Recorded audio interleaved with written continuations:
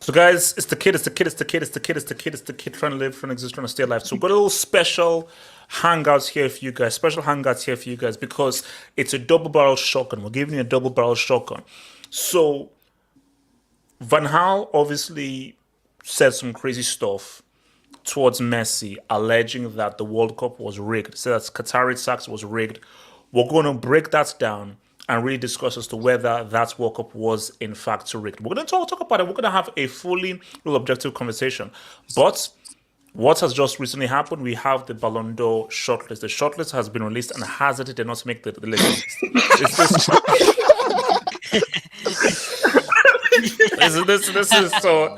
That's the shocking thing. So I think the biggest... So first of all, we're going to discuss how Hazard shockingly has not made this 30-man list. Something that he has made in every single year. So we're going to look at the list. Who deserves to be there? Who does not deserve to be on the industry plans? And we're also going to talk about who deserves to win. No, who should be the final three and who deserves to win that Ballon d'Or. So that's going to be like our first little section. And of course, our other section, of course, is going to be was the World Cup rigged and Van Gaal's allegations towards him and Ronaldo FC trying to say what's up. And guys, before we go, can I just say that Cristiano Ronaldo is a hero of mine. He's an inspiration. Why are you lying? And I don't hate him. And I don't hate him. He hates him. He hates him. But I don't. So basically, we're going to have a real objective. And guys, please, the link is out there. Anybody that believes the World Cup was rigged, the link is out there for you to come in. Yes, please. We're starving for evidence. So please bring in evidence, and because we're gonna have a real, full, objective discussion. So, guys, I want documents and I want files. We need files. Bring everything because because I know there are guys out there because you were on my freaking Twitter page and you abuse me on my DMs.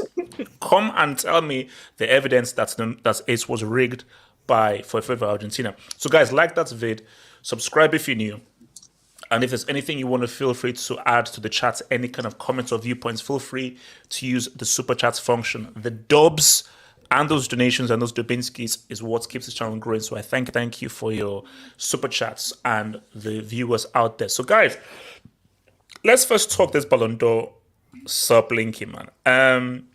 Because I feel that, you know, it's crazy that your boy wasn't in there. Your boy Zach wasn't in there. I feel that was a bit crazy. So let me bring up this list. Now, I want to try and be fair here. So where is share screen? So there we go. Okay, so this is the full list. So I'm just gonna go down the names. Now, guys, I don't mean to be rude. I don't know any of the ladies, but shout out to the ladies in there and anything. So Look. I think Mary Epps is the goat. Yeah, I think. Shout out to Patricia Guijaro. Shout out to Lena Oberdorf. She's Nigerian, so everything. Wait, is Caicedo there? Yeah. Third on the list. Okay, so shout out to Millie. Shout out to the mill. Shout out to the mill, and the mode. All right, so let's just look at the Ballon d'Or list. So Julian Alvarez, boom. That's fair. Give Messi his first World Cup. Nicolo Barella. He won like 6 trophies in that last season, so that's fair. He got like a 6-piece, didn't he? So shout out to that boy over there. Where are we? Where's Colin Moani on the list? He was a backup. He was a backup dancer for most of that. Let's go down the list. So let's walk through it. Nicolo Barella. Fair, yeah. They won 2 trophies. They won 2 trophies, right? Okay, so Jude, and also streets. So Jude Bellingham. No, unfair. Get him out. Unfair. Get him out. No. Hold on. You know why he's going to be there? You know why he's going to be there? Golden Boy tax. Oh yeah. Like you need. He had a good season. Let's be real. Okay, now hold on. Let's keep it a stack. Good season. Does Benzema deserve to be in this list? Moving on. No, okay. So we're already getting into controversial territory. So no, there's nothing controversial. Okay, so Yasin Bono. Yeah, the World Cup as well. World Cup tax. Here's the thing: if you are the industry, you're the first name on the list. So industry plans gets on the list automatically. So it is what it is. Industry tax. Ruben Diaz, treble tax. Griezmann. Yes, he does. Yeah, he does. Did he? Wait, hold on. Wait. Antoine, I recognize it. Is this the same dude that dropped a disaster class in the World Cup? Yes, because you ain't changed. Wait. No, I'm not sure. Streets, was this the same guy who had to be subbed off because he was so bad in the World Cup final? No, he played well for Atletico as well. Okay, cool. He played well for Gundogan for sure. Yeah. Treble, what was key? Vadio. World Cup tax. Yeah, Get him out. Let's be honest. He was Croatia's best player in the World Cup. Yeah, best Oh please, get out of here. Get out of there. No, look, Guardiola, nah. Hold up. Here's the thing. Haaland, for sure. Kane, yes. Domestic tax. Moani, No. Wait, hold on. Yes. You guys How said many no goals? compare. So Streets, how many goals did Moani score in Bundesliga? He has 40G. One at a time. No, The guy has 40G. okay, this is going to get very crazy. Okay, AK, how many goals did Moani get? Because you can't be on the list for missing a 1v1 in the World Cup final. Oh my God! Let me speak. Let him speak. He scored 14 goals in Bundesliga last season. Hold up. AK, how many did he score? Bro, He got 40 GA.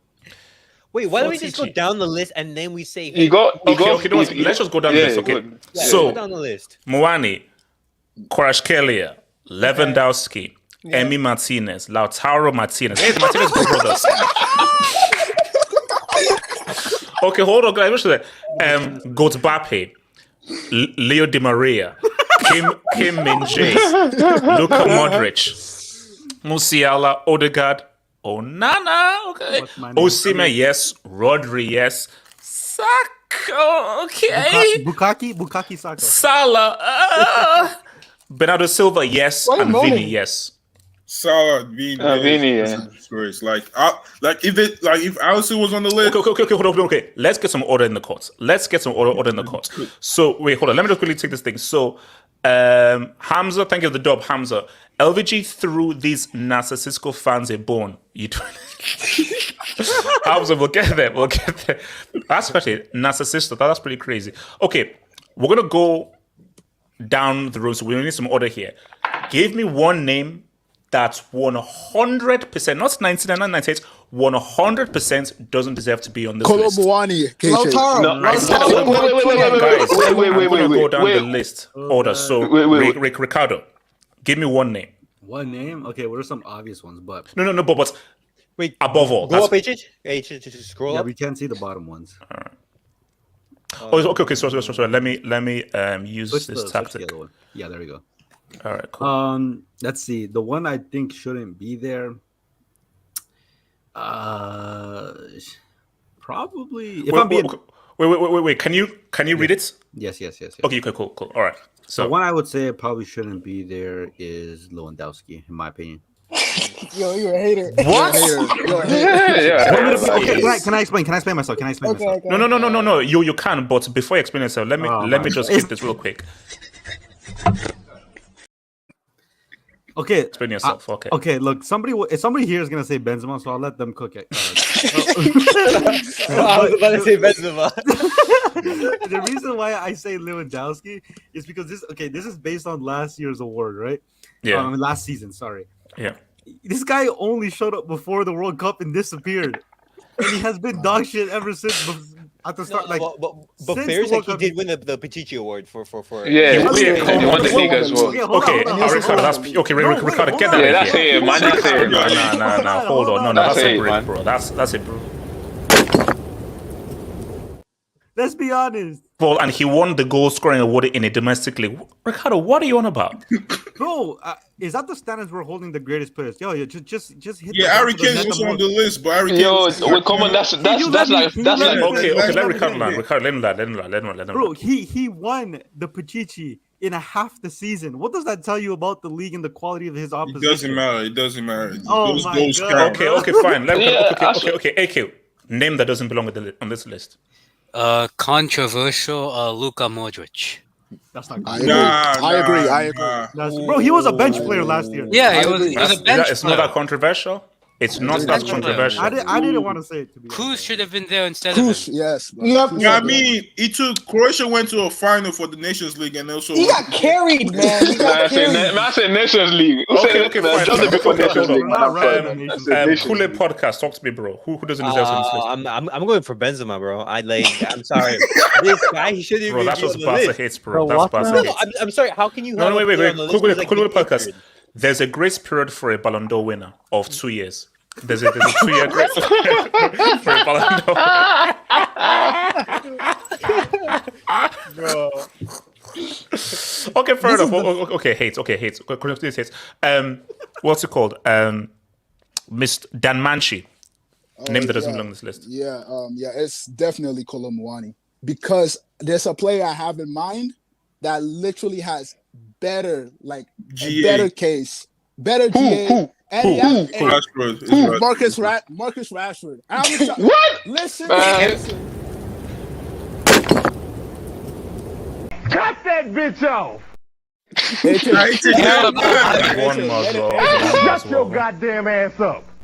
Let me land. It's just why he ain't, bro. Let me land. Okay, land. All right. Number one. I just want to say, what did Kolo Muani win last season? Nothing.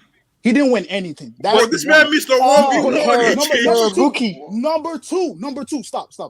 In the World Cup, you're telling me a guy that was in bench for England outscored this guy. Nah, I'm not having that. I'm not having that. Who did he score against? He played 15 minutes in the semi-final and then 60 minutes in the final.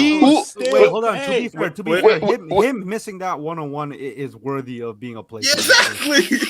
Oh my gosh, man. BMF. Which name? Which name doesn't deserve this? Saka. Yeah, because Saka. Yeah, I would think he deserves to be on the list because we like most of this. Hold on. Even if you take his first World Cup appearance into account, his age and like the 2006. Remember, I said the one name that you're going to take Saka's name off before Benzema and some other no name dudes over here. We need a black. Didn't we like the Some Premier other people League, gonna get Benzema, but like or something? for me, right, the reason why I said Saka was because like he had a great season, right? But the moment where Arsenal needed you to step up, you went missing. So nah. Oh, where was Rashford? Where was MBE Rashford? Baby Hey, Yoda my guy said he should shut up. Relax. Baby Yoda said that he got 206 that he should shut your mouth. FPL points.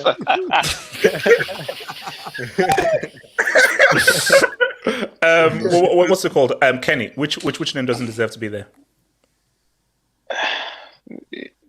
If we're being realistic, he is the current Ballon d'Or holder, but Benzema should not.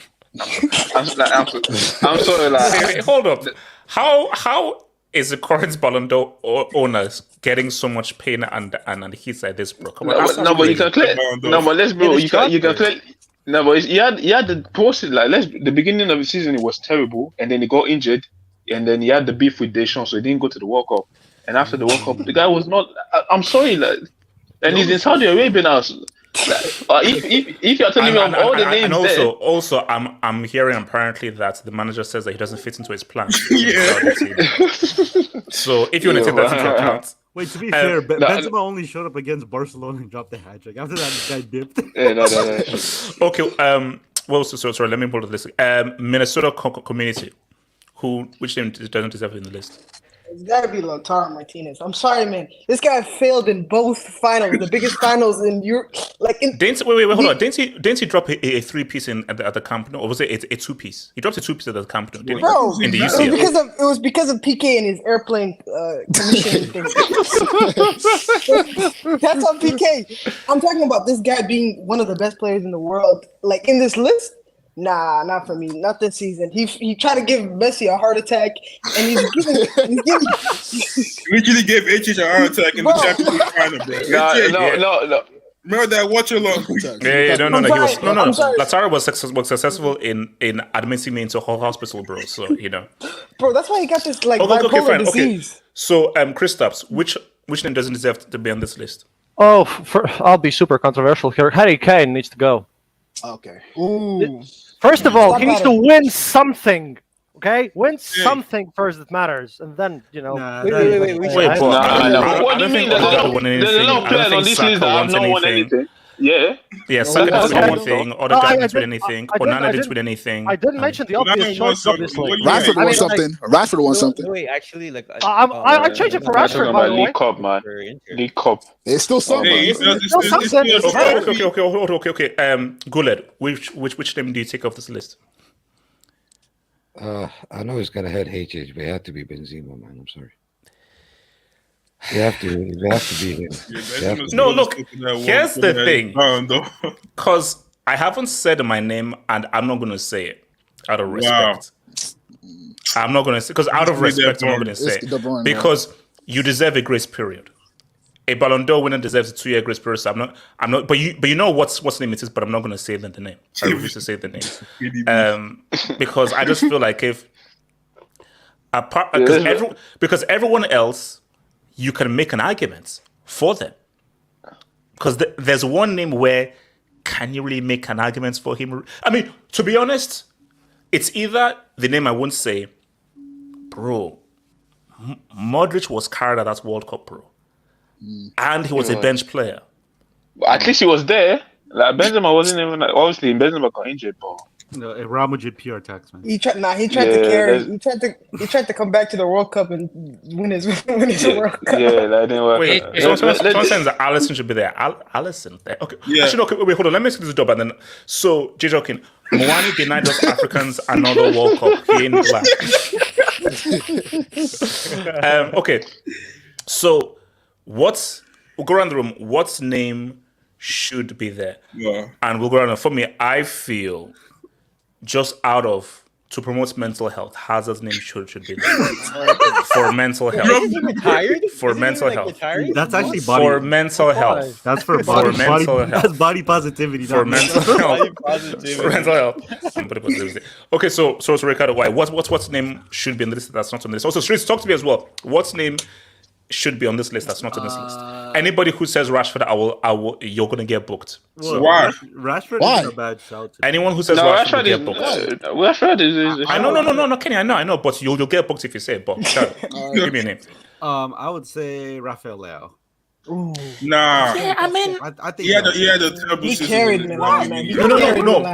But BMF, are you saying that Leao doesn't deserve to be on there over he who shall not be named or Modric? Yeah, probably does. He does. Yeah, I think there's other players. Leao deserves to be on that list over Yeah, but I think there's other players more deserving than Leao. I think he did have. I'm not gonna put him most. Okay. Cole Popo Podcast. Who deserves to be on there? Don't say Ferran Torres or Gavi or Sergio Roberto. I'm gonna go Ter Stegen. Good shout. Oh, that's a good shout. No, because like he he had the most clean skid, right? Yeah. Hold on. Cole Podcast.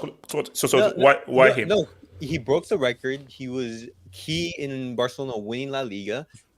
He was the best keeper in the entire league, and I think like in general he was like one of the best keepers in the world. Like when you think about it, and just like his accomplishments that season, like it was pretty solid. Another shout that I was going to mention was actually Araujo. So basically, this is just Catalonian tax. That's your. Okay.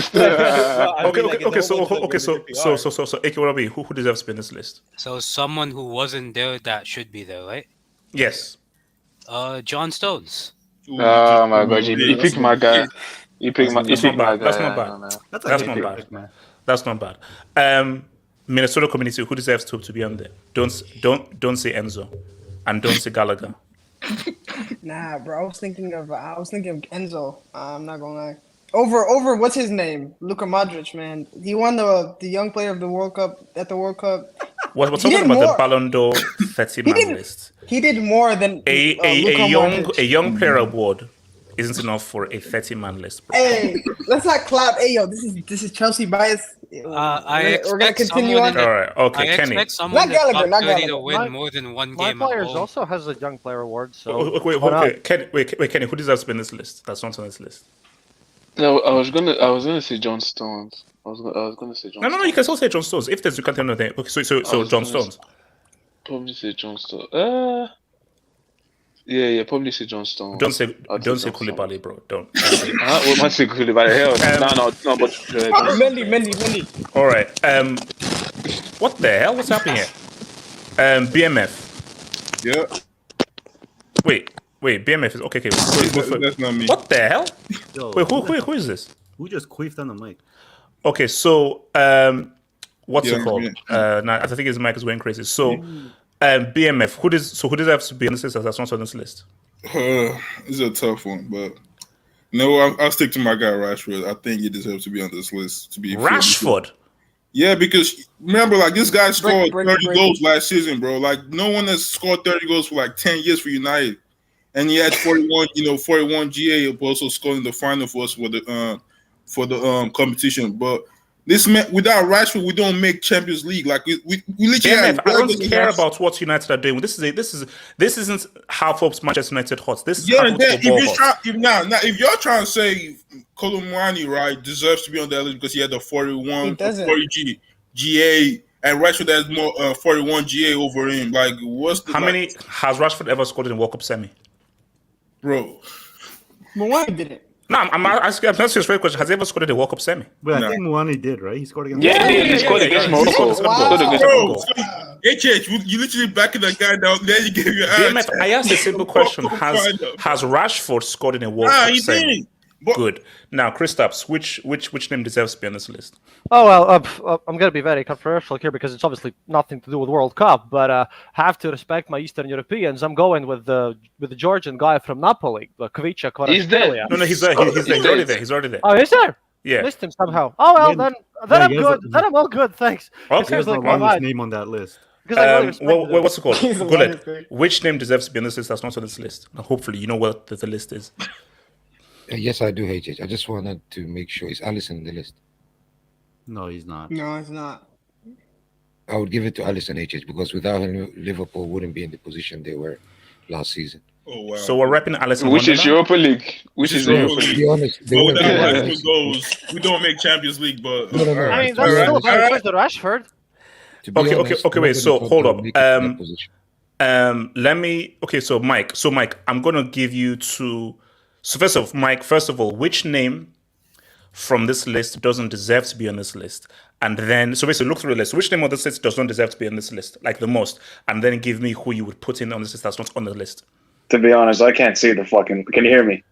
Yeah, I can hear you. Okay. Yeah, I can't see the fucking list because I'm on my phone, so it's too small for me. So, probably Colomwani. Yeah, you got to take him out of there. Oh, wow. Are we repping a guy who finished 7th in the Bundesliga? Really? Come on. The streets are saying 40 GA. No, but it's relative, Michael. Come on, man. Nah, come on. I mean, other than that, Harry Kane, because he plays for Tottenham and they won nothing, and they finished in no European spots either. Remember that. Tottenham finished 8th place. When? Correct. Exactly. This for Frankfurt. The entire purpose of this this Ballon d'Or is just see these are the top 30 players in the world at the moment. It's not like their performances. Like you don't have to look at like, hey, this guy finished like 10th in the Bundesliga or 7th. No, if you were in the top 30 players in the world and you performed at a super high level, okay, Elias, then you should be on it. Okay, so in that case, is Kolo Muani a top 30 player in the world? No, I would say maybe like 28, 27, 29 around there. No, it's not. Last season's performance. No, Yeah, it's on the basis of last season, though.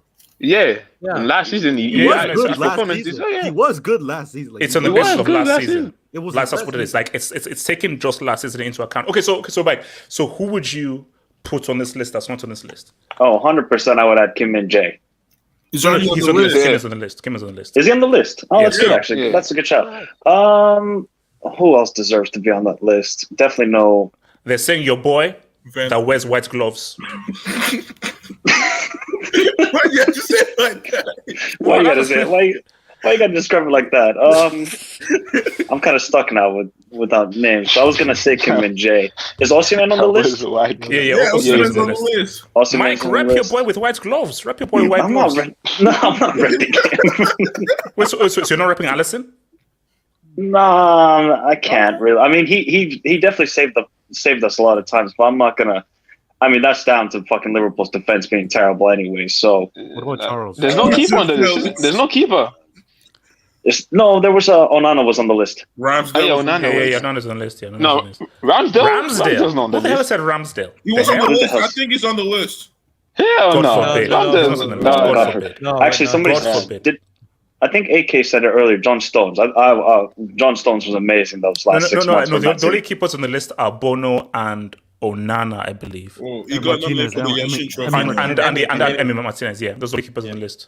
No, I'll probably say John Stones. I thought he was class in the last 6 months. Okay, yeah, that's He was amazing. Nomad, who are you gonna put on the list? Don't say Nacho. What about Kamavinga? Ooh, that's a shot. Nah. Because yeah, I mean, didn't he get cooked by Bernardo Silva in the UCL semi? even though he was in his strongest position. Ricardo, relax. Sure, but you know, he made the World Cup final with France. Though he played, He barely played. Didn't play. He barely it doesn't played. matter. He changed the game. Yeah, but once Wait. No, but it doesn't matter. This is about the best performers, not guys that's riding a bandwagon. So what do you mean? Oh, he made the final. What was his contribution to the final? The heck? Yeah, but all the other players, they couldn't make the final, right? So it doesn't matter how much they contributed. Wait, hold up.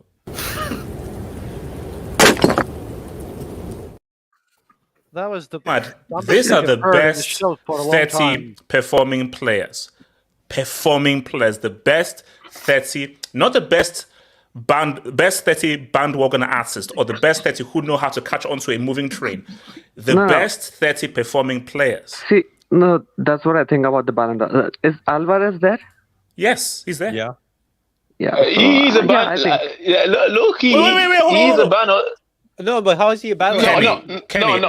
Except Didn't no. We know the World Cup. We know, but like during the treble season, He he was a ban. got the Jorginho tag. Exactly. No, I mean, what's it called? Exactly. Like whenever Pep called on him, he like came onto the pitch. But and But also, Yeah, World Cup tax is heavy. World Cup tax is heavy. He put a shift though. No. He has to be no World Cup. No, he also, he we'll get performed to in the the World Cup tax and whether the World Cup tax is heavy. So I don't care what he did during the season. That guy benched Taro. Okay, that guy benched Taro after one game. So come on, bro.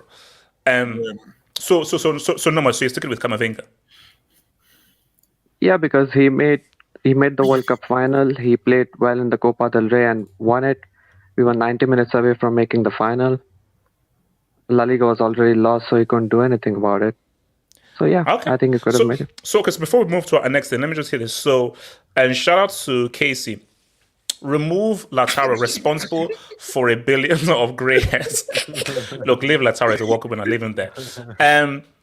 Effing. Is that a pig? Bellingham. Bellingham. Spelling. Wow. Bellingham shouldn't be on this list. Dortmunder, Exactly. Bojan. but he didn't play that game. He didn't play that he got game, injured. so it doesn't count. He got injured. Yeah, Kenny, he got injured. Yeah, sure. Yeah, He so got that's, injured. wait. If he got injured, that's an L on him. Why No, it is. That's an L. No, but it wasn't part of the design. Like, he did play. No, but come on, that's he got injured, which means that he didn't want the He smoke. could have literally won them. So shout out to Casey. Remove Podrick, the PEDO. I'm not going to say that thing. And the guy who bottled the Bomb Liga. Wow. So Jay Jokin, I can't now. Jay Jokin, I can't. I mean, come on, man. I can't read that out. I can't read that out. No. I don't, Ricardo, I don't care where they put it. I'm not reading that stuff out. I can't. So speaking of case, I don't know what's going on at Man U. Your players, they moving mad. I don't know. No, it's crazy. So shout out to Ifman. Rashford carried Mane's attack, 30 goals, 11 assists, 41 goals assist, 1 trophy, 2 finals, 9 goals and assists against the big 6 teams, Europa League top scorer. You see? Top player against Barca away. So is this enough to make a 30-man list? Bro, yeah. You should. Especially when you see some of the players. You can't answer. Anyone apart from BMF. No, you should. Especially when you see some of the other players, like over Benzema. No. Okay. You know what? I would, if Rashford was there in place of Modric and who that shall be named, then yeah. I mean, I'll tap in there. And so to Vinci, Zad should be there, but hashtag Burger King tax. All right, thank you for that. Okay, so guys, what I want to hear from you guys is who would be your final 3? I will go around the room. Who would be your final 3? So I already said this in my video, but I'll say it again here. Messi, World Cup tax. Haaland goal scoring record treble, and Rodri. So Rodri, Haaland, and Messi. That's my top 3. Ricardo, who are your top 3? Your final 3. I would probably agree.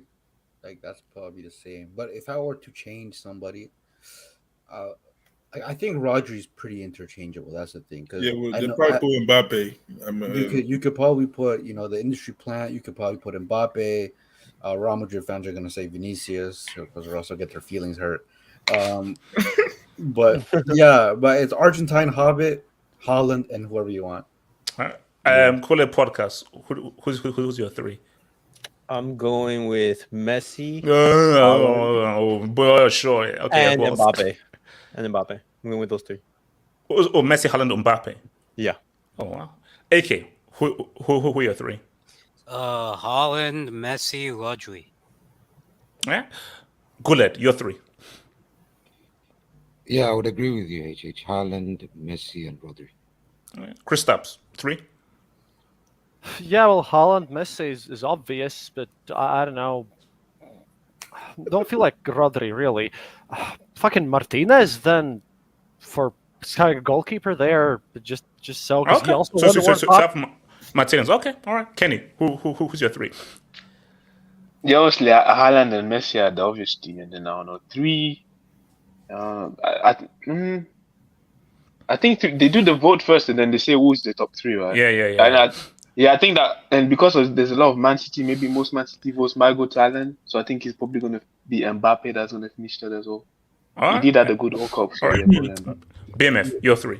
I'll go with Messi, Mbappe, and Haaland. Yeah, I'll go with that 3. Right. Mike, your 3. Messi, of course, Haaland, and you know what? I'm gonna add Osimhen to the top 3. Hey!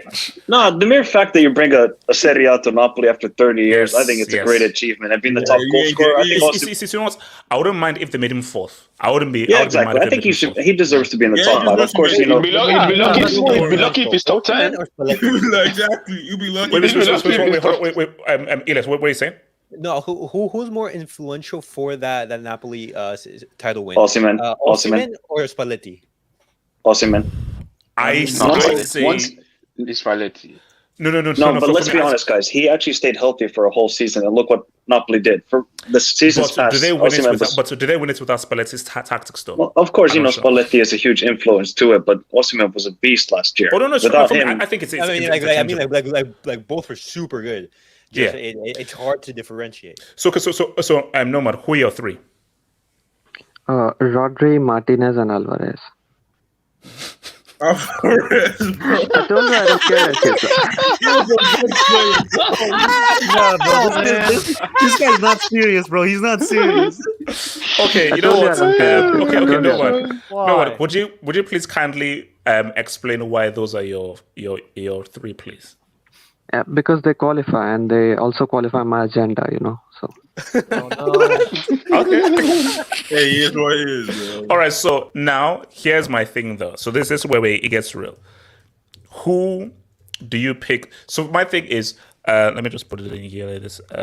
So who should win the Ballon d'Or and why? So tell me who should win and give me your reasons. Not 3,000 years. Give me your reasons why you picked them as a winner. So the winner and the reason why they should win. Ricardo.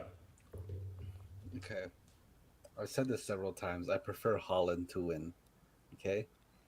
But if you are casting the votes and let's say you are the main guy doing the judge and you're giving your criteria, so you're the only judge here, and therefore you're picking this person based on this your criteria, and your criteria is subjective to you. So forget about the Ballon d'Or. It's just why would you pick this guy to win it and why for your specific criteria? I think the Ballon d'Or is not even about criteria. It's more about narratives. I know. It's a story. But just for the purposes of just this section, then it would have to be Messi. Like you got the World Cup, the one career, the one trophy. No. Sorry, I didn't think. Whatever your criteria is, choose whatever it is. So whether you want your criteria to be for the narrative, for the agenda, to be objective, to be subjective, to be whatever your criteria is. Okay, if you want my overarching reason why I would actually want Haaland to win over Messi is because after winning the World Cup, these Ballon d'Ors don't mean absolutely jack shit to Messi. So what's the point of giving him an 8?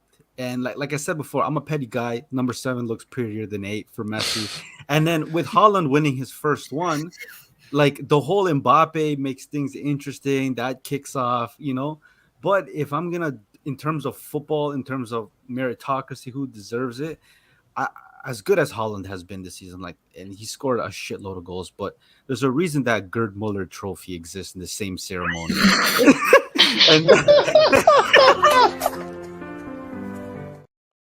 I'm sorry, I don't. That's below the belt, Ricardo. That's a borderline yellow. That's a borderline yellow. So no, Ricardo. So you're saying that they should give him a pizza slice.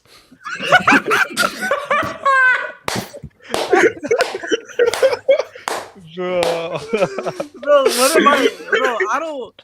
$20 gift card to KFC, man. Think about it.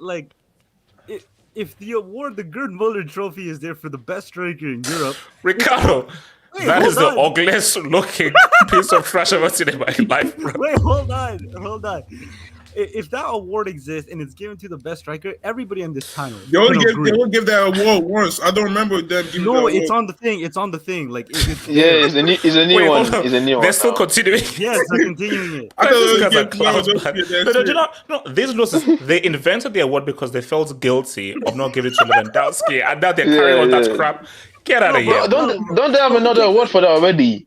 Don't they have another award for that already? Yes, it should be. It's like the best attacker or whatever, man. Yeah, the golden boot or whatever. No, but my thing is that Haaland won the Premier League Golden Boot. He's gonna win the European Golden Boot.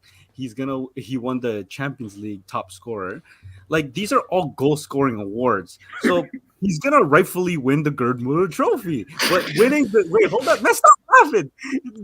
But just because you won the Gerd Muller award doesn't mean you win the Ballon d'Or. I'm sorry, I can't.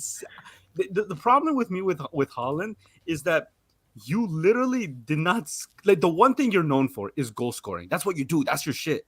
That's what everybody knows you for.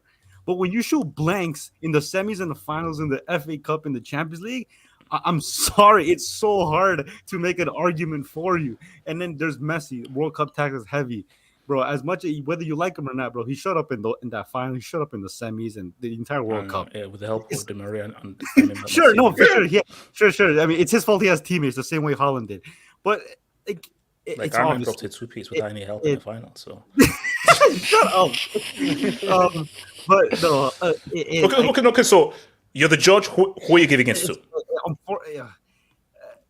Pick a damn name. It would be Messi. Okay, cool. Okay, fine. All right. South American bias. Elias. Okay, Elias. Okay, Elias. Here's the thing. Give me your reasoning without using Argentina bias. So let's say you're from Mongolia. So act like you're a Mongolian. So as a Mongolian, who are you giving it to and why?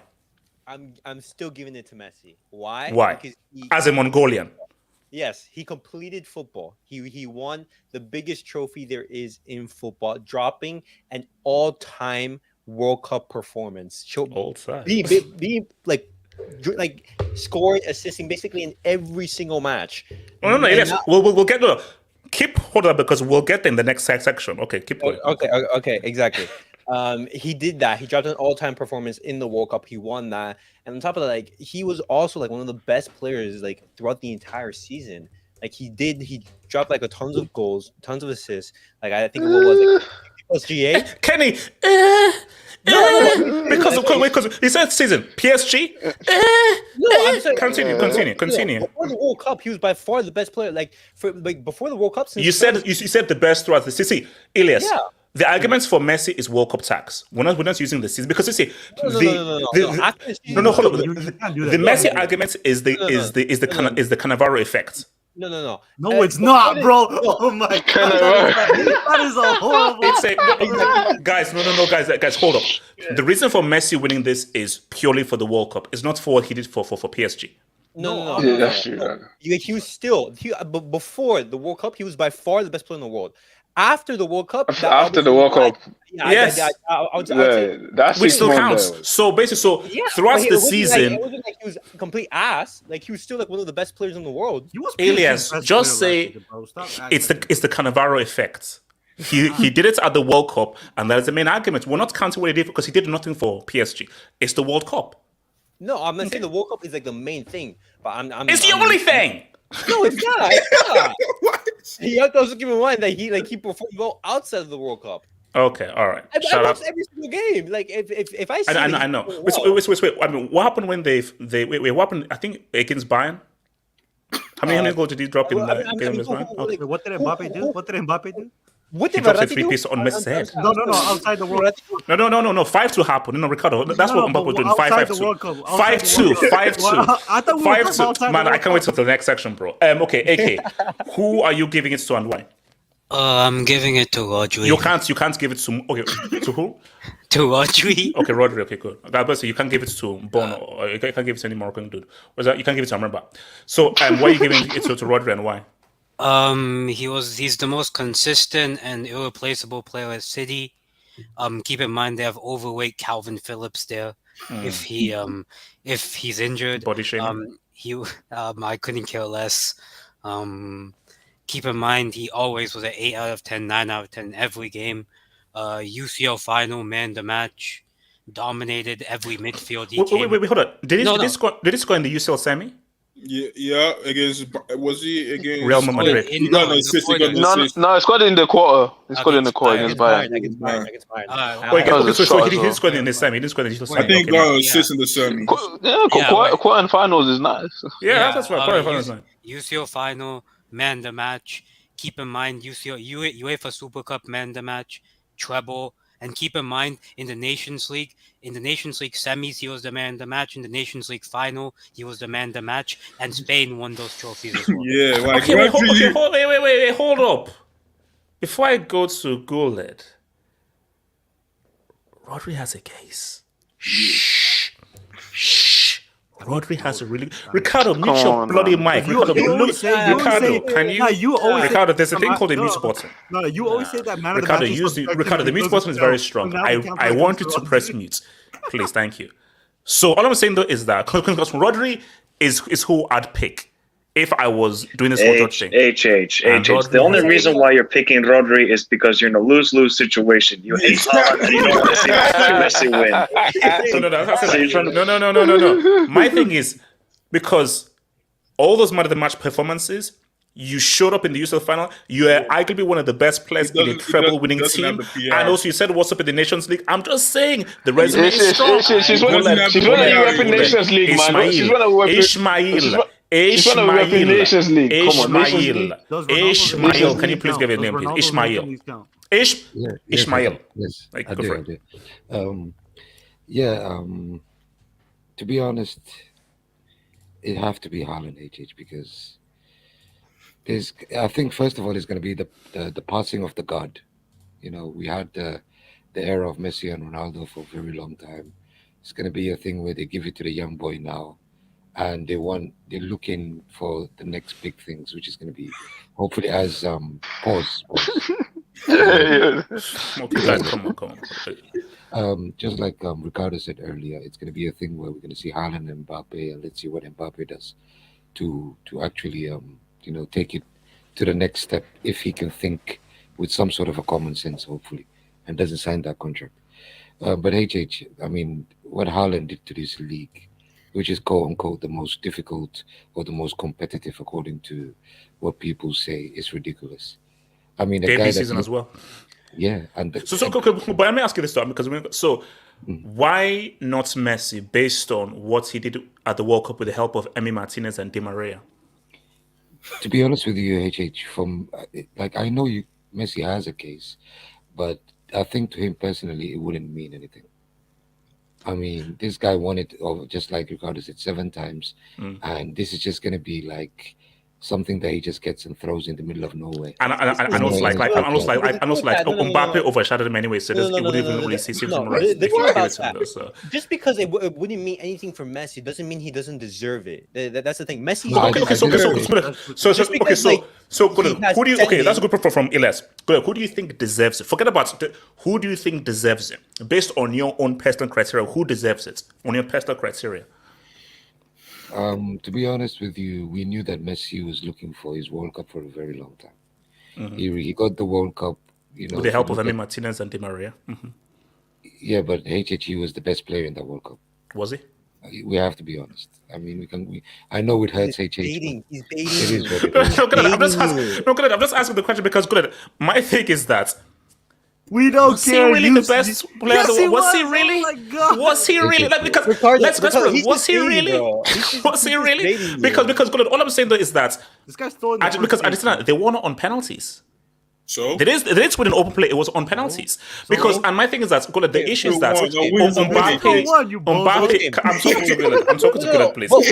Can I talk to Guled? Guled, the issue is that Mbappe just messes with the narrative, because I look at that World Cup and say, wait a minute, was he truly the out-and-out outstanding player, or is it a case of social media pressurizes us to just say pants, man. Zip up his pants. That's a yellow. That's a yellow. Get off your knees. Get off. Okay. So basically, you're saying that Messi deserves it, but just based on your own thing, you'd give it to Rodri. Oh, so sorry, you give it, Haaland. Okay, that's fine. Yeah, to be honest with you as well, let's be completely honest, HH. Just like the great philosopher HH said, second place doesn't mean shit. Can I respond? It's just you're just the first loser. No, can I respond? No. You say that though, but that second place is a guy who won it as a 19-year-old, and this good also. So basically, you're giving the Ballon d'Or to a player where a player has dunked on him every time he's faced him in a major game. That's a bit awkward. But it is what it is. Kristaps, who would you give the Ballon d'Or to? Kristaps, what would you give it to? Kenny, I'll never back down. You give it to. Seeing as they're from Latvia, which is kind of like hold on. So Kristaps, who do you give it to? Who do you give the Ballon d'Or to? You asked me to act as I was from Mongolia, but I'm from Latvia. No one knows where that shit is anyway. Kristaps, act as a bloody Eastern European. Just who would you give it to? That was just for Ilyas. So who would you give it to? Well, I'll give this to Haaland because I think the treble was amazing and that was being a great narrative. I just give it to Haaland. Even though he ghosted in the UCL semi and the UCL final? even then, I mean, the things he did in the Premier League, it's insane. Like he has made like every other team in Premier League Manchester City's bitch, basically. Okay, but what about the UCL? Man 0 City goals was in, doing that for, in like, the the semis past and the 5 final. years 3 games, 0 goals. Is that fine? Okay, that's all right.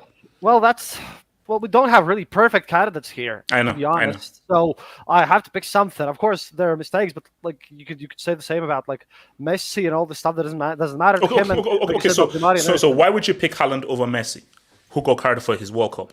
Well, because Messi won the World Cup. I didn't think he actually carried that much in the final, to be honest. I like Di Maria a lot, and like I said, like as well. Speak on it.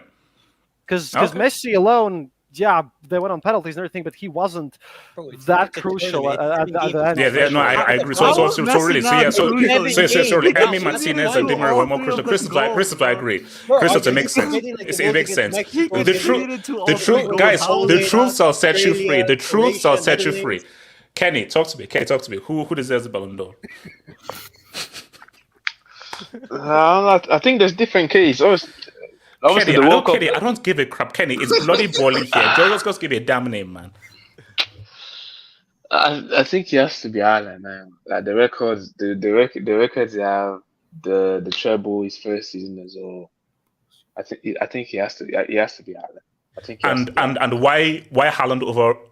So sorry. Who were your 3 names for the short list? I think it was Mbappe. Yes, Okay. So why Haaland over Mbappe and Messi? Obviously, Mbappe, I don't even need to say why. Just goes for good.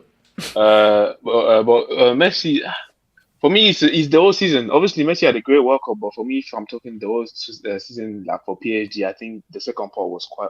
Okay, so you're saying that he bought the World Cup, ghosted for PSG. Okay.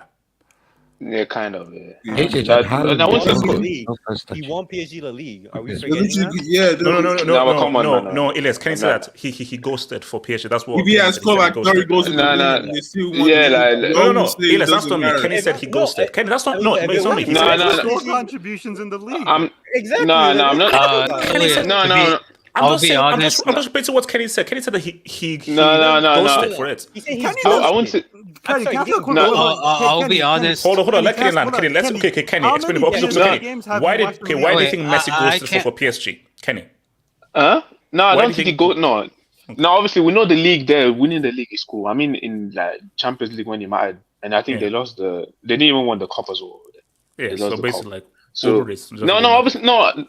But if you want to weigh like the World Cup high, but for me, if you're talking about the entire season, I'd say Haaland deserves it. Okay, no, that's fair. BMF, who's your pick? Messi. Okay. I think because Ballon d'Or is not about just performance; it's also about the story you about to tell. I think Messi's story. Wait, hold up, BMF. This isn't the freaking Oscars, bro. Hey, can I land? Can I get my point? I think Messi's story from like that 2014 World Cup and that 2018 disaster class he had. I think him just winning in 2022. Wait, hold on. Wait. How did he get knocked out in 2018? How did he get knocked out? Don't worry about it, HH. Okay. So I think it's all about story. With Haaland, right? Yeah, Haaland, he had the phenomenal season, like Ricardo said. They probably just okay. So Bemis, you said it was a great story. Did he score the winning goal to have the perfect ending? Did Messi score the winning goal? He said it's a perfect story. Did he score the winning goal? They won the World Cup, but win is a You said it's no. Hold on. No. This is about I'm asking a simple question. BMF. You said this is a perfect story for Messi. Did he score the winning goal in our World Cup final? What's this Disney Plus, man?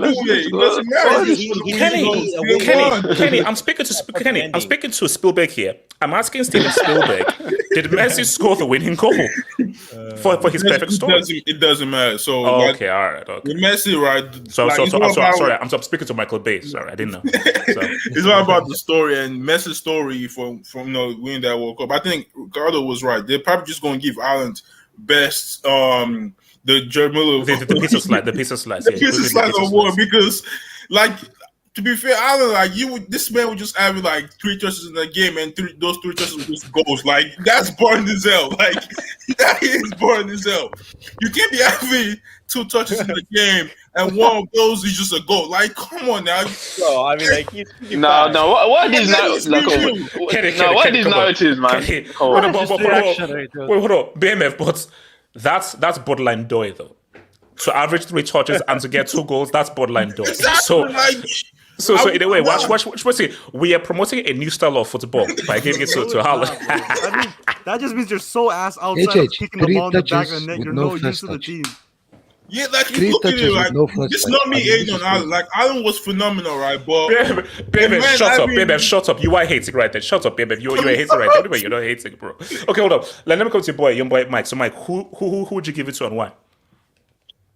First off, I need to say your water bills must be super expensive with all this talk today. My God. All right. Second Mike, it keeps on rising, though. So I can imagine it keeps on rising. Did you get a better fan, by the way? Because I heard it's hot in London. I'm not in That's London. it? I'm not Mike. I'm not in London, bro. I know where you're at. I mean, but where I am, it's hot. But it's not in London. Okay. Where I am, it's So hot. gotcha. I won't expose your location. It's definitely going to be Messi. Let's be honest. No, Mike. You're the judge. Your criteria. Who do you give it to? Well, since I'm voting from, let's pick a country. I'll pick Eswatini. I'll pick that country. Since I'm voting from Eswatini, I have to give it to Messi.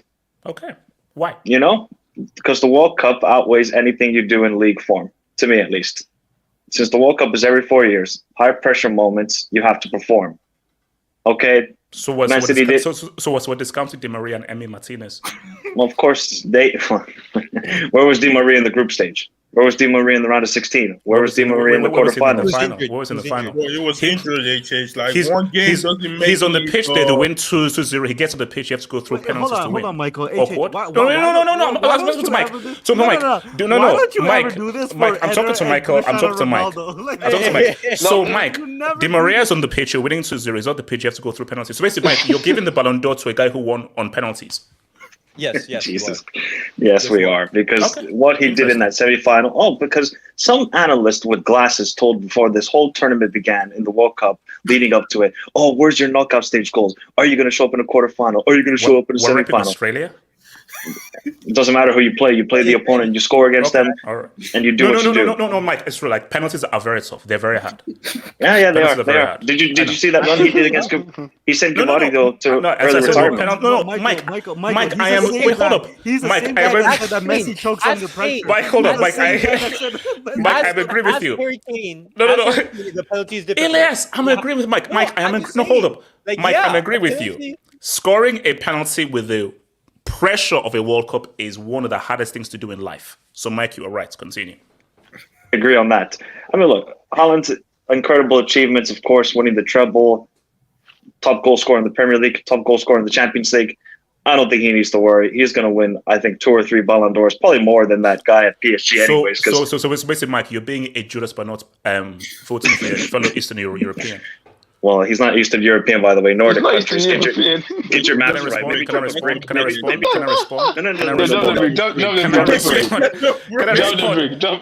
So, Mike, Christoph, he actually said Eastern Europe. So, Mike, this guy.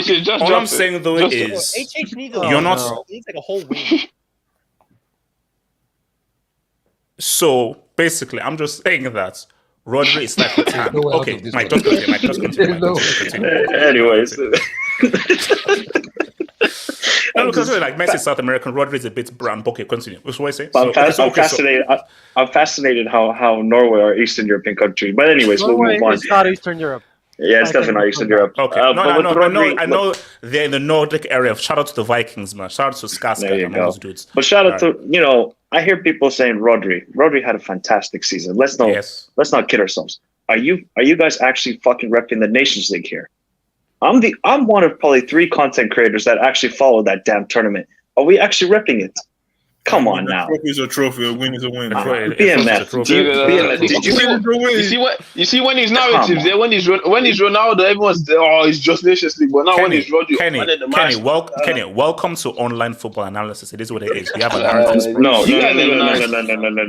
Welcome to half football analysis. That's what it is. Wait, hold up. Noma, talk to me. So who do you have? So I think your list was what? Alvarez, Martinez, and what, like Vinny, Niang? Who was it? Who was on your list? Rodri. Rodri. Yeah. Okay. So who gets the win for you? Who's the Ballon d'Or and why?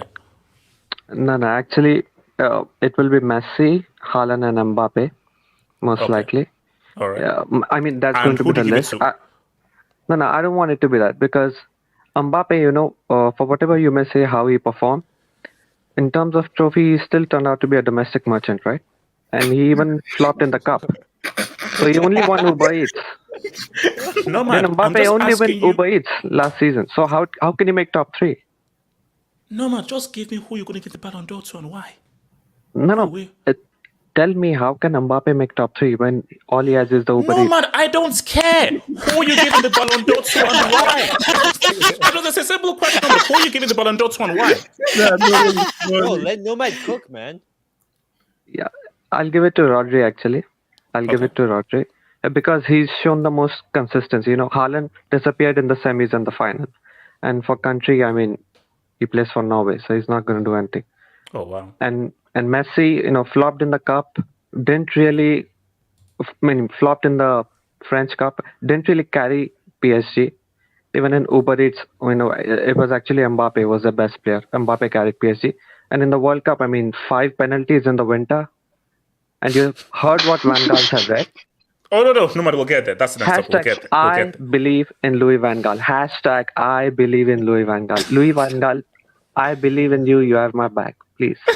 Yes. Okay, so hold on. Let me get this to Dubinsky's, man. So, shout out to Ifman. Benzema is lucky that the Ballon d'Or was seasonal, not yearly. Messi would have won Ballon d'Or 2022 and Haaland Ballon d'Or 2023. Wait, hold on. Would Messi? Yeah, hold up. What did Messi do that year?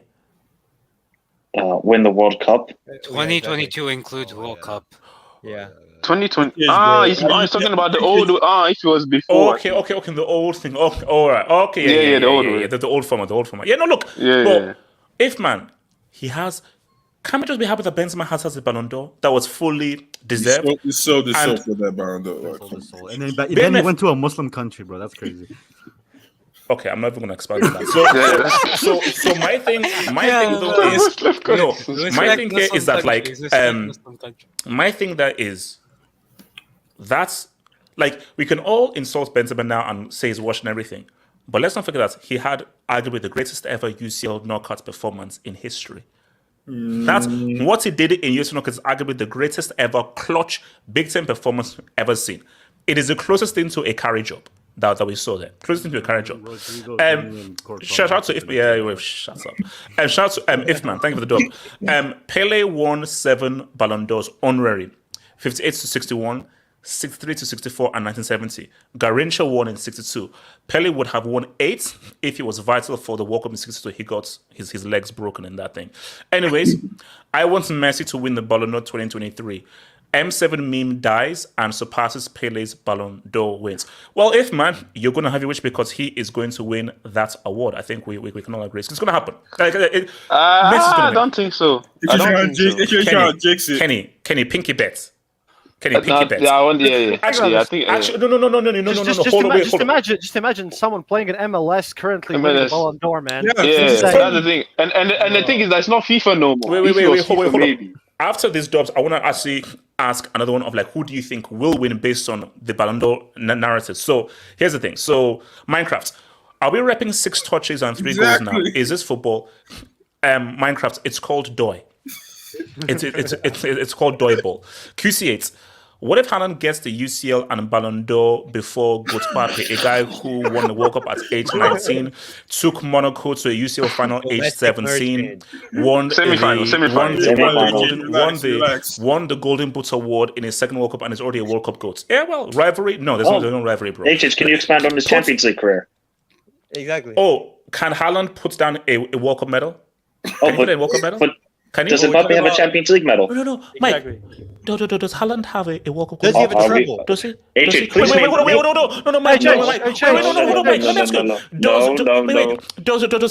have a World Cup winners medal as a teenager? What did Haaland do as a teenager in the UCL? What did he do? Mike, I'm asking a simple question. What did Haaland do as a teenager in the UCL or the World Cup? I'll wait. Please, just wait until he wins a UCL. Let's Mike respond. Mike, what did Haaland do as a teenager in the UCL and World Cup? I'll wait. If you can answer this question to me, I'll answer your question. Can you name me 5 Norwegian players? Don't say Odegaard. Don't say Odegaard. Oh, wait. Currently or of all time? Torre André. Currently, of course, because that's the team he's playing with. You're not allowed to say Odegaard. You're not allowed to say Odegaard. Can I say Alexander Skarsgård, Stellan Skarsgård? Oh, no, they're Swedish. You're just making up random names now. Cool. Mike. No, sorry, those are Swedish actors. Mike, my thing is that if you're such a great goal scorer, you should be able to do it with no Mike, keep in mind that he didn't names. answer your question. No, Mike. Yeah, No, Mike. You call Haaland this great, amazing goal scorer. If you're so great, if you're on the front cover of EAFC 2024, you should do it with a bunch of fruit sellers. So, Mike, now you answer my question. What did Haaland do as a teenager in the UCL and the World Cup? Because Mike, here's the thing. Mbappe is the only teenager who has balled in a UCL knockout and a World Cup knockout. These are facts. That would be great, HH. Oh my God. You know what, HH? To be honest, you put Haaland on that French team, they'll easily win that World Cup as well. Well, but Mike, the only issue is that to get in the French team, you need to have a first touch. That's the only problem. And you gotta be black. Mike, wait, hold on, Ricardo. That's a warning. Ricardo, next is a yellow. That's your final warning. Next is a yellow. Messi. Hold on, So Messi wins the Ballon d'Or 2023 seasonal, then Haaland will win the FIFA Best 23 yearly. If Haaland wins the Ballon d'Or 2023, he had a clean sweep in awards in his debut season. Look, see, again, because Ricardo raised a very interesting point. And that's what I want to talk when we go through these dubs. If it's the Ballon d'Or, what do you do? Do you buy into the hype of the Messi FC, or do you just say this is the dawn of a new era? Which now gets Mbappe, Musiala, guys, oh, all right, it's on. Here's the Ballon d'Or, let's now get it. What would be the wisest thing to do? But we'll get there. So, and again, I can see Mbappe extending, God forbid, if Haaland misses out on the Ballon d'Or. But if Haaland wins the Ballon d'Or, the France Football Award, that will hurt his ego as Haaland won it before him. He will leave PSG so he can win easy. Ballon d'Or Real Madrid. See, that's a Dubinsky. That is a Dubinsky. I need to come out to this Dubinsky afterwards. That's a key Dubinsky. Money Mason. Osimhen should win the Napoli dub and a great Nigeria World Cup. All right. All right. Okay. All right. Bombas, idiot. Nemo. Thank you for the Dubinsky, Nemo. Thank you for the big cat, Dubinsky. Without Mbappe's volley, the three-piece, Emi Martinez, this wouldn't have been the greatest football match ever played. Well, and who won that game? Wait. What do you mean? Who won that? No. Argentina won the game. And this ain't tennis. This is Argentina won the freaking game. This hate is so No. Hold up. So shameless. Hold up. Who won man of the match? Oh, subjective. It's a freaking subjective. But when it came to Rodri, he's got who won player of the tournament? Hey guys, let's here's an envelope. Here's an envelope. Hey, here's a yacht. Here's a spaceship. Now do what you need to do. Because if you don't vote for him, hold up. If you don't vote for him, I'm taking your yacht. I'm taking your spaceship. I'm taking your wife.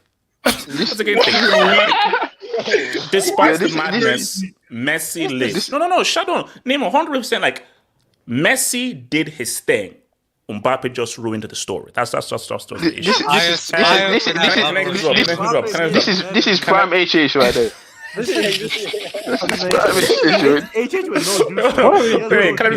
Ricardo, shut up, man.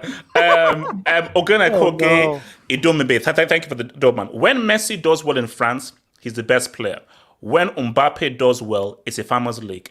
D riding at its finest. Ricardo, do you want to respond to this? Yeah, exactly. Respond. Okay, look, my this is like how I see it. I do agree that what Haaland did in the Premier League, right? Let's just keep it on the conversation about leagues.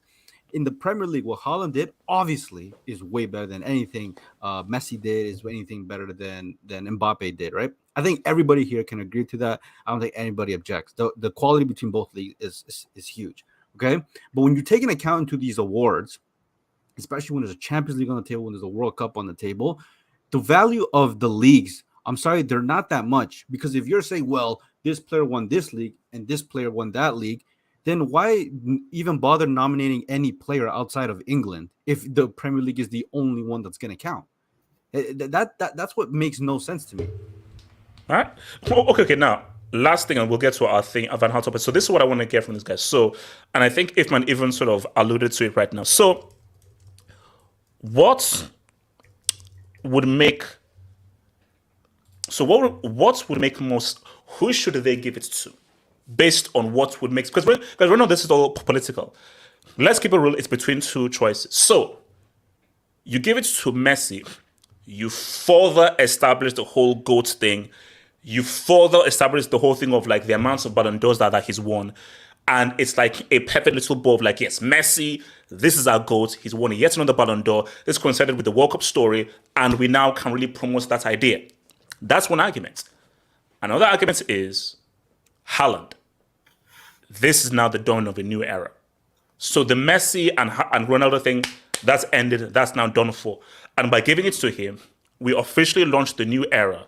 And it wakes up Mbappe, Vinny, and anybody who now wants to say that, I want to be that same guy. See, for me personally, so let's just take Rodri out of it. So we're not talking objectives. We're not talking like agenda now, narrative now. It would make way more sense, and it would be far more sensible to give it to Haaland, because you have to launch the new era. If you give it to Messi, okay, and then he's going to retire in a few years, okay, all right. So it's like, okay, like he's already won it before already. He's already has the most Ballon d'Ors.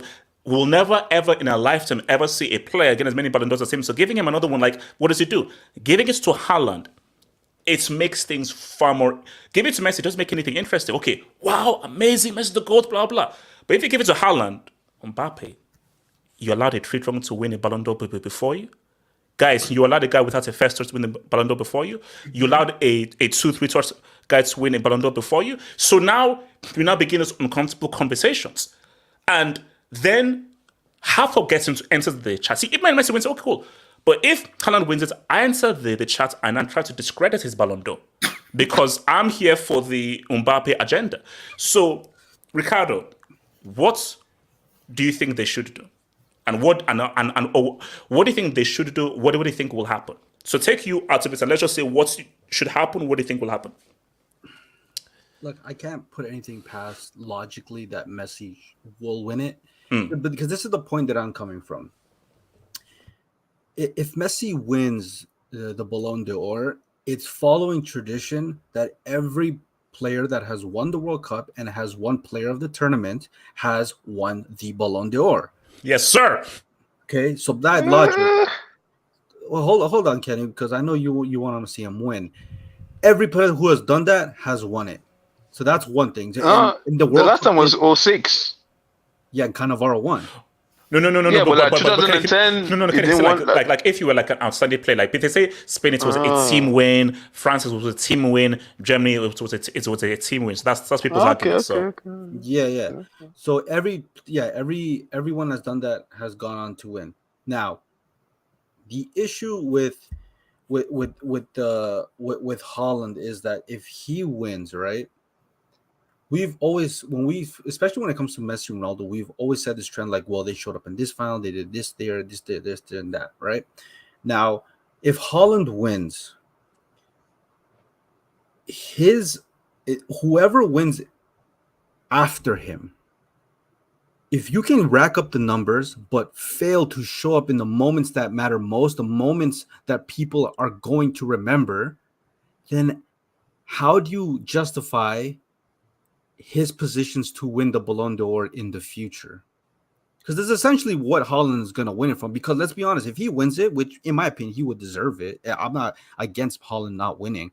In the future, when he's actually going to be against, Mbappe, when he's in a more serious team. And he's probably going to outscore him in numbers because let's be honest, nobody's going to beat Haaland when it comes to scoring numbers. Do you still give it to Haaland just because he had better numbers, despite the fact that he hasn't shown up in the later stages? It almost.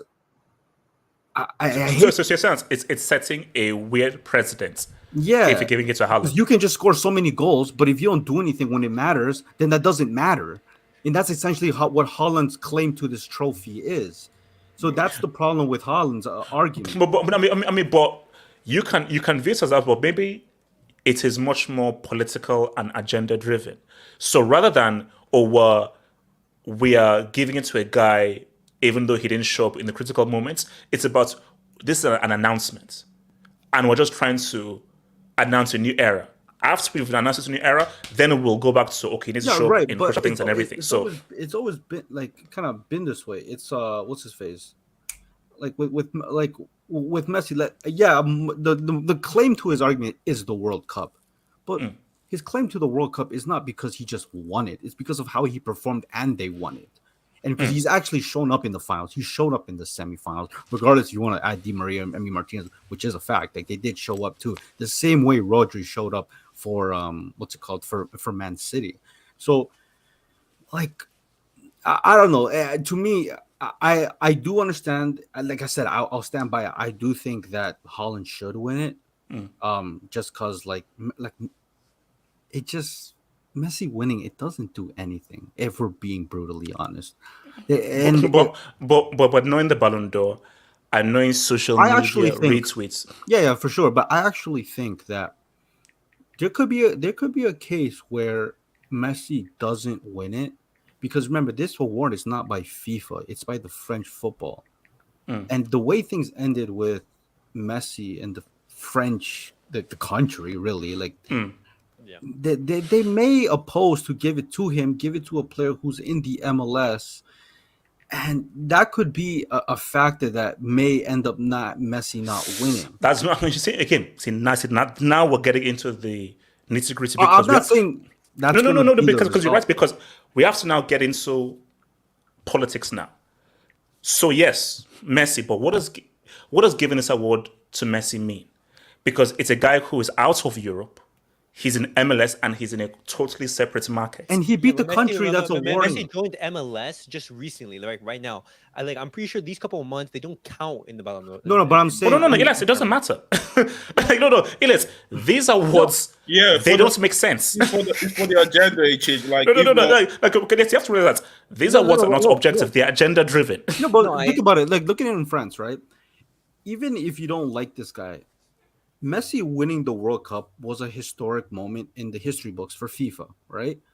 The same country that lost the World Cup, bro, the PSG didn't even give him the opportunity to present this guy as a World Cup winner in front of the Parisian fans because they thought, the French, it's a bit like a mockery on the French people that they're the ones that lost. And Mbappe's there, he might get his feelings hurt.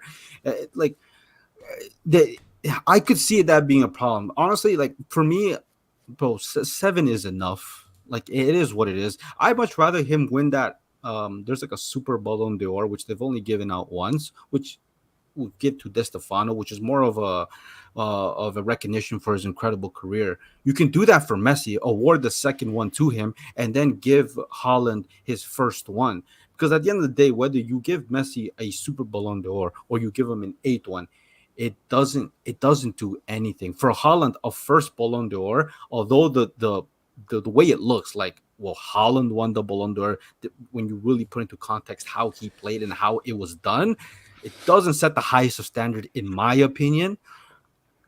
But hey, man, the new generation, at some point, you just got to move on with the old and go with the new. Like, one thing we know, I think this old story about the Ballon d'Or, should we go to Messi?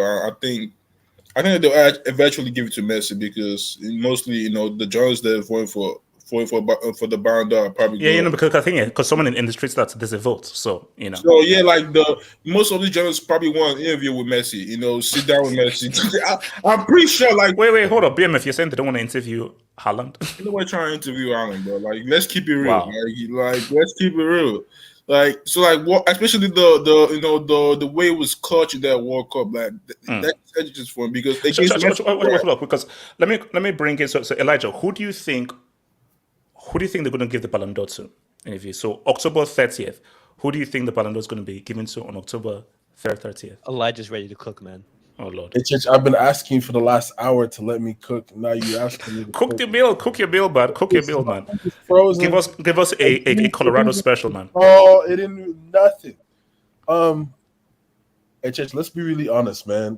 Why are we still having this conversation about Ballon d'Ors and FIFA the best? Why do we still have this conversation?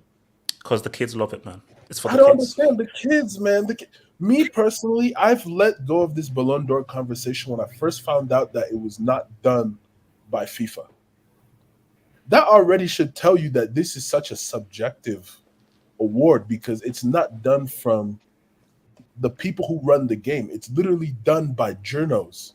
Yeah. It's done by dudes who have not kicked the ball in their life, who have not played any type of level of football. They couldn't do it, so they decide to write about it. That already alone. Sir, please show No, some but with respect FIFA- for my profession. No, but with FIFA, it was the same. With FIFA, it was the same thing as well. Let's Elijah cook. Let Elijah cook. Elijah, keep speaking. Keep going. Hold on. Kristaps, you're right. Of course, I respect that, but we also have to be a bit realistic. Let's be realistic. In all honesty, the media is going to push two people.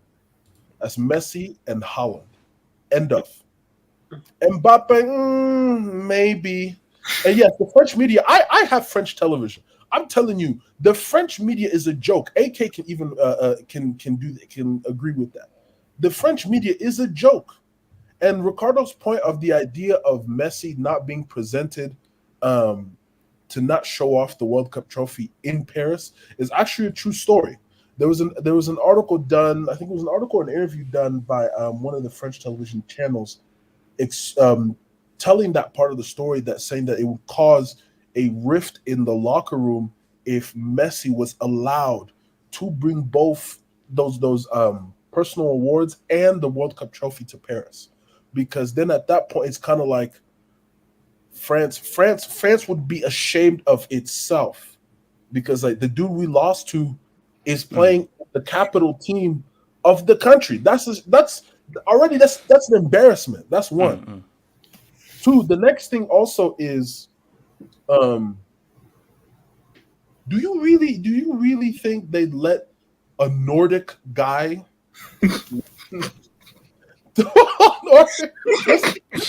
let's be serious. A guy from the Nordic country,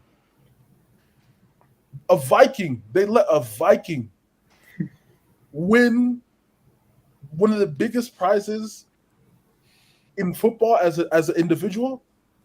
I doubt that. I really do doubt that. Okay, so who gets it then? Who gets the award? They're one way or another. They're really going to try to push Messi. I have nothing wrong with that. I have nothing wrong with Haaland either. I get that he shot blanks in the UCL semi and final. He dropped a Russell Westbrook-like performance in the FA Cup final. We didn't see him. Bro was John Cena on Monday Night Raw. We couldn't see him. I get that. But bro, 50 G's is 50 G's. Yes. Let's be honest here.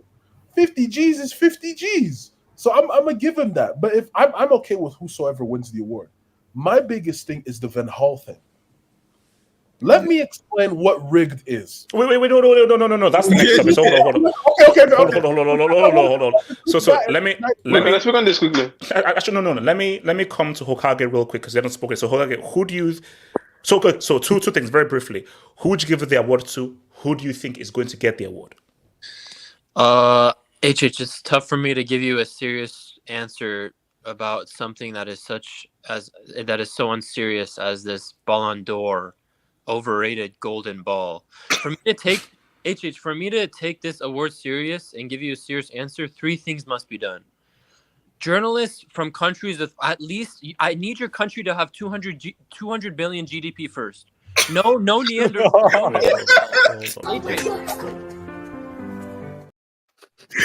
That's not. It's not. Wait, no, but remember when they showed the list? I think they were like, because remember there was one country that voted for one random dude, and they were saying, "Excuse me." Sorry, continue. So anyway, I do not want Neanderthals voting, because HH, remember 2021? some HH, you saw the DMs of those Neanderthal journalists. I can't have that. So that's the first thing for me to take this serious. Second thing, I'm gonna need that 2020 Ballon d'Or reinstated to Lewandowski. I will fight for that. Nah, he get the, day I he gets die. a piece of Everyone agree that I'm pretty sure. Hold on. The streets recognize his Ballon d'Or win, man. Here's the thing: the Hokage is the keeper, because you know that they publish those things. So if there's a certain, let's say Greenland votes for Mbappe to win the award, do you know that Messi FC will try and launch a nuke on Greenland?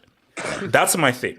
So my thing is that you better be, if you're a country that doesn't have nuclear weapons or does not have an army, and they post on social media that you did not vote for Messi. HH. Hold on, HH. Can I hit something else that might throw this? Wait, actually, we don't know, but let Hoka finish his points. Okay, finish your point.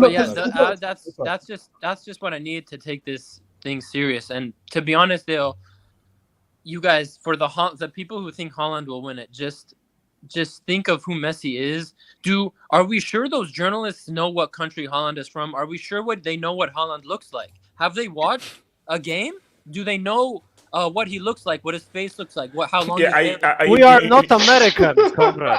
No. I think when Hokage puts it that way, guys, like Messi, he's won it. Messi's won it, dude. Because when you look at all of those countries, bro, those guys ain't voting for Haaland, bro. Those guys ain't voting for Haaland, my guy. No, but the journalist, that's FIFA. That was FIFA. France football is different. That was FIFA when you had those. No, that was the Ballon d'Or thing that where they get it's by journalists, right? They invite them. Yeah, but that's wait, hold on. Which is the one where it's like the captain of each country? That's FIFA. That's FIFA. Yes, that's FIFA that does all the countries. The France Ballon d'Or now is different. Yeah, the journalist is not journalist. Okay, so Elijah. Yeah. Here so I got a notification from ESPN about like 20 minutes ago before I got on. Your boy, Ronaldo, just said that, my boy, and I quote, Ronaldo says that the rivalry with Lionel Messi has changed football history, but this rivalry is gone, although our legacy will always live on. Ladies and gentlemen, the respectful, Ricardo. Like, Elijah, no, it's not. Elijah, no, it's not. It's just begun. Wait, hold on. Let me get this. He waved the white flag like a so Nima, then who was player of the tournament for you, HH? I don't think there was a fully standout player, really. My God! I don't think there was. That's my thing. I don't think there was. So shout out to Body Base. Shout out to Body Base. Decide though with a 2-touch game long for Erling. Oh wow! This is what we're heading to, by the way. This is what exactly like. So guys, let's now get to the main course here. So you know what? I think to make it interesting here, because I believe that most people here don't believe it's rigged. So this is where Nomad must take center stage. Yeah. So wait, can you put him before me, please? But he should be beside you. Wait. No. How do we beside? No. You should actually just like have the spotlight on him. Yeah, no. Yeah, there we go. Okay, that's what I agree. So I came here for this, man. No. Look, let's have Nemo just. Okay, so okay. Let me set the stage. So Louis Van Gaal. So remember, it was a 2-2 game, very fiery quarterfinal match between Netherlands and Argentina. It ended up really crazy, where Messi did the whole Riquelme cupping his ears celebration, and there was arguments. So Van Gaal said recently that he believes, just to paraphrase, that it was premeditated for Messi to win the World Cup. That it was premeditated for Messi to win the World Cup. That said the way that the game went with Netherlands and Argentina was a bit iffy with the calls that went in Argentina's favor, and it was just a feeling that Messi was supposed to win the World Cup. To surmise, it was rigged for Argentina and for Messi to win, for the narrative to hold through. Now, I've said this, that I don't believe it was rigged. But what this does, it adds fuel to the fire. Because all those Ronaldo fans who are like, radio, you didn't really hear, for a prominent person like Van Gaal, whether you agree or disagree with him, whatever you say about him, it is still Louis Van Gaal. It is still one of the most reputable, prominent managers in this game. Go check out Ajax in 1995.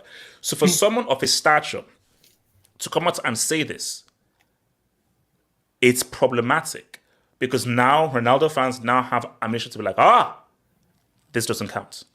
This was rigged. There's a Qatar tax. So I don't feel it was rigged.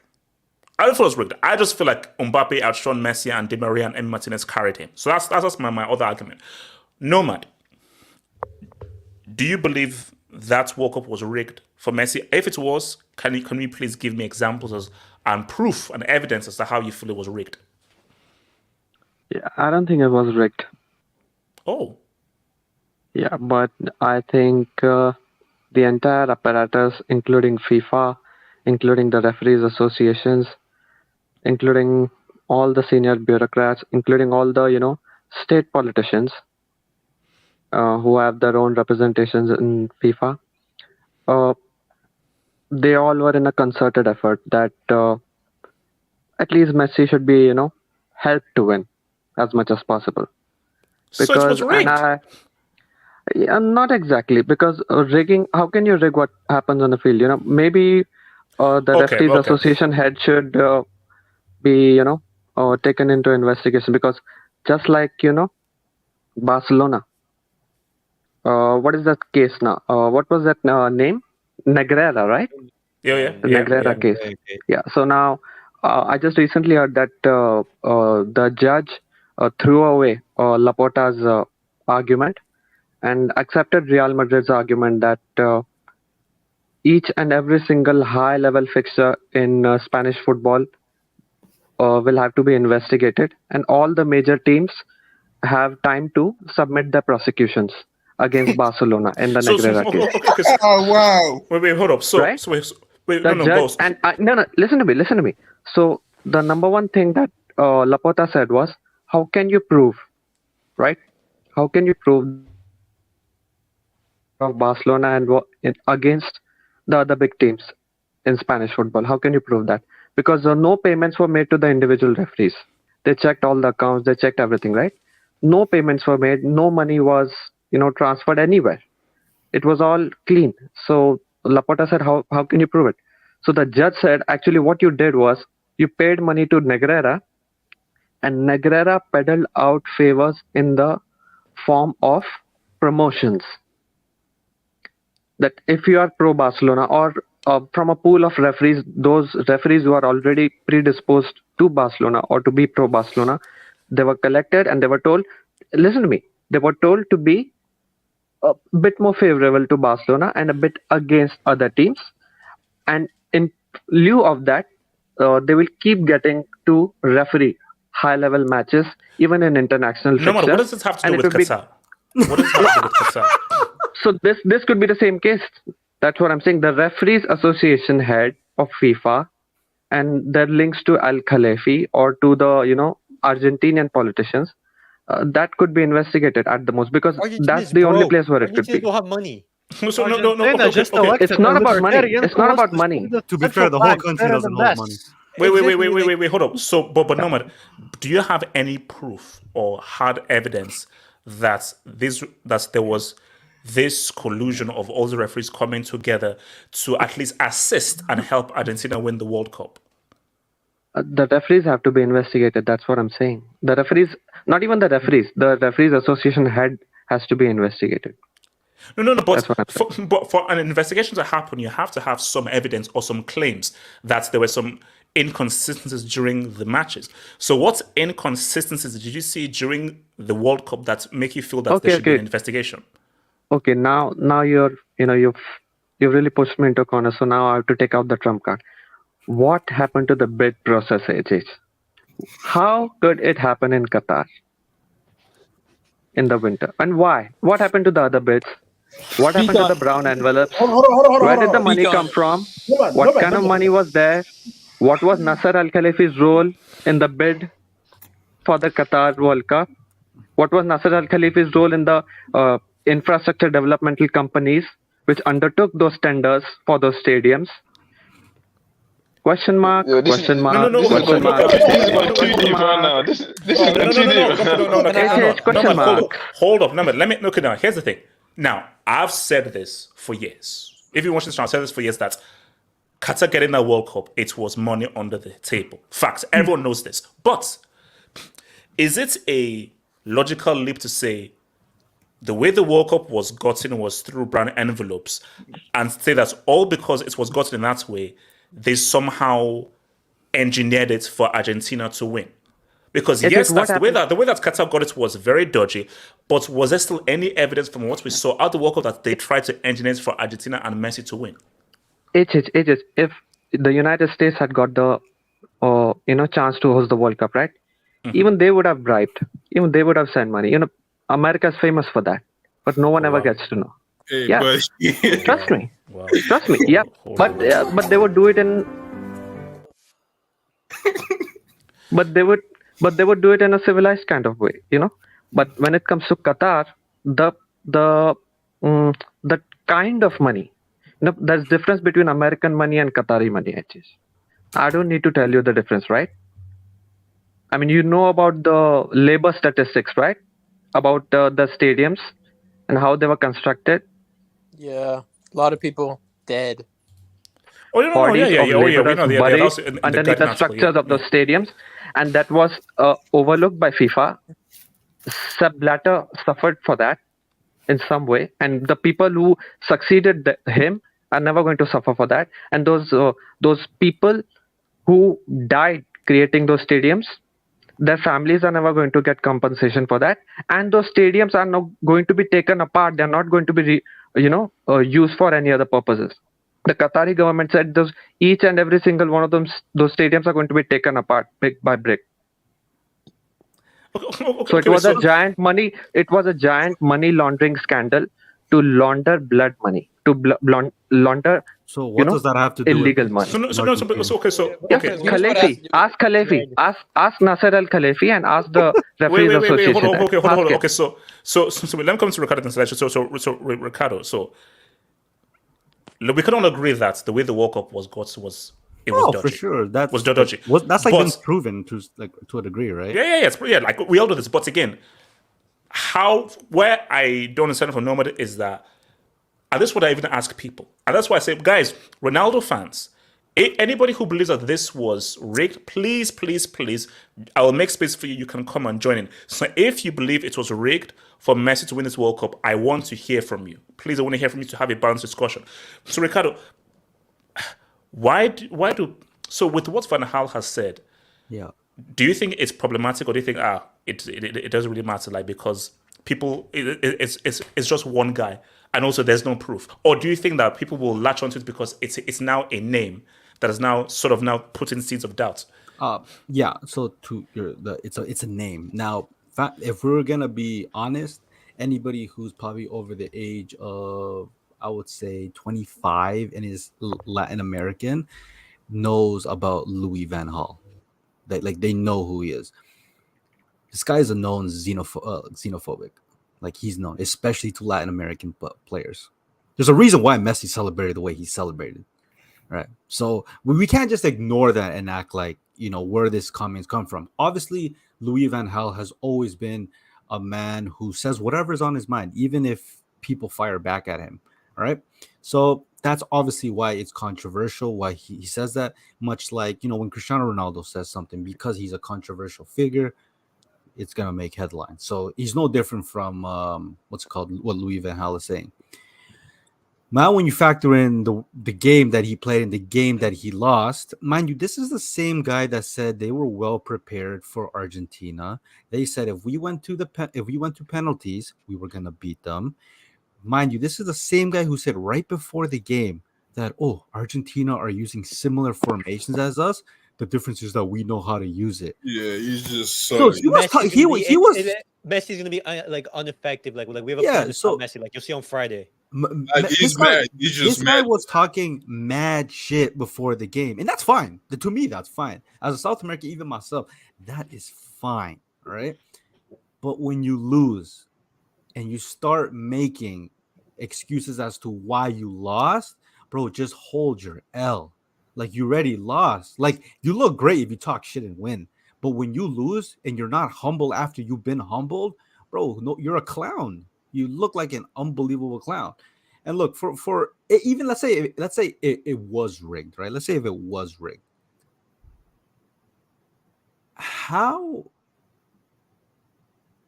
If it was rigged, why would the referees give 10, 11 plus minutes, and even if they give 10, 11 plus minutes, why would you even allow the very last play of the game to even happen if it was rigged? You could have just blown the whistle. The time was up.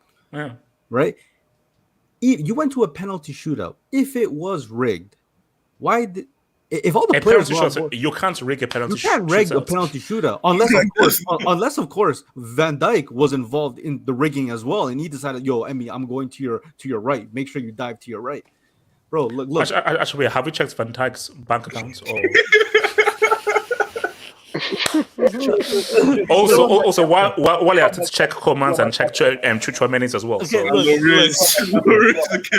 look, no, if you have to check his account, he's just trash. So it is what it is. When it comes from someone like Louis Van Gaal, and knowing his history, specifically towards South American players, and now that a South American team has won, his words have no weight. He's killed his own credibility in anything he claims regarding a South American player or a South American team. I'm sorry, he just has. I don't know. I don't take this guy serious. If you want to know my actual opinion, if there was rigging, I don't think rigging is like necessarily the right word, because even if FIFA wanted to fix it for Argentina still have to go out there and play the damn games and actually have to try to win it, because they're not going to win it by themselves.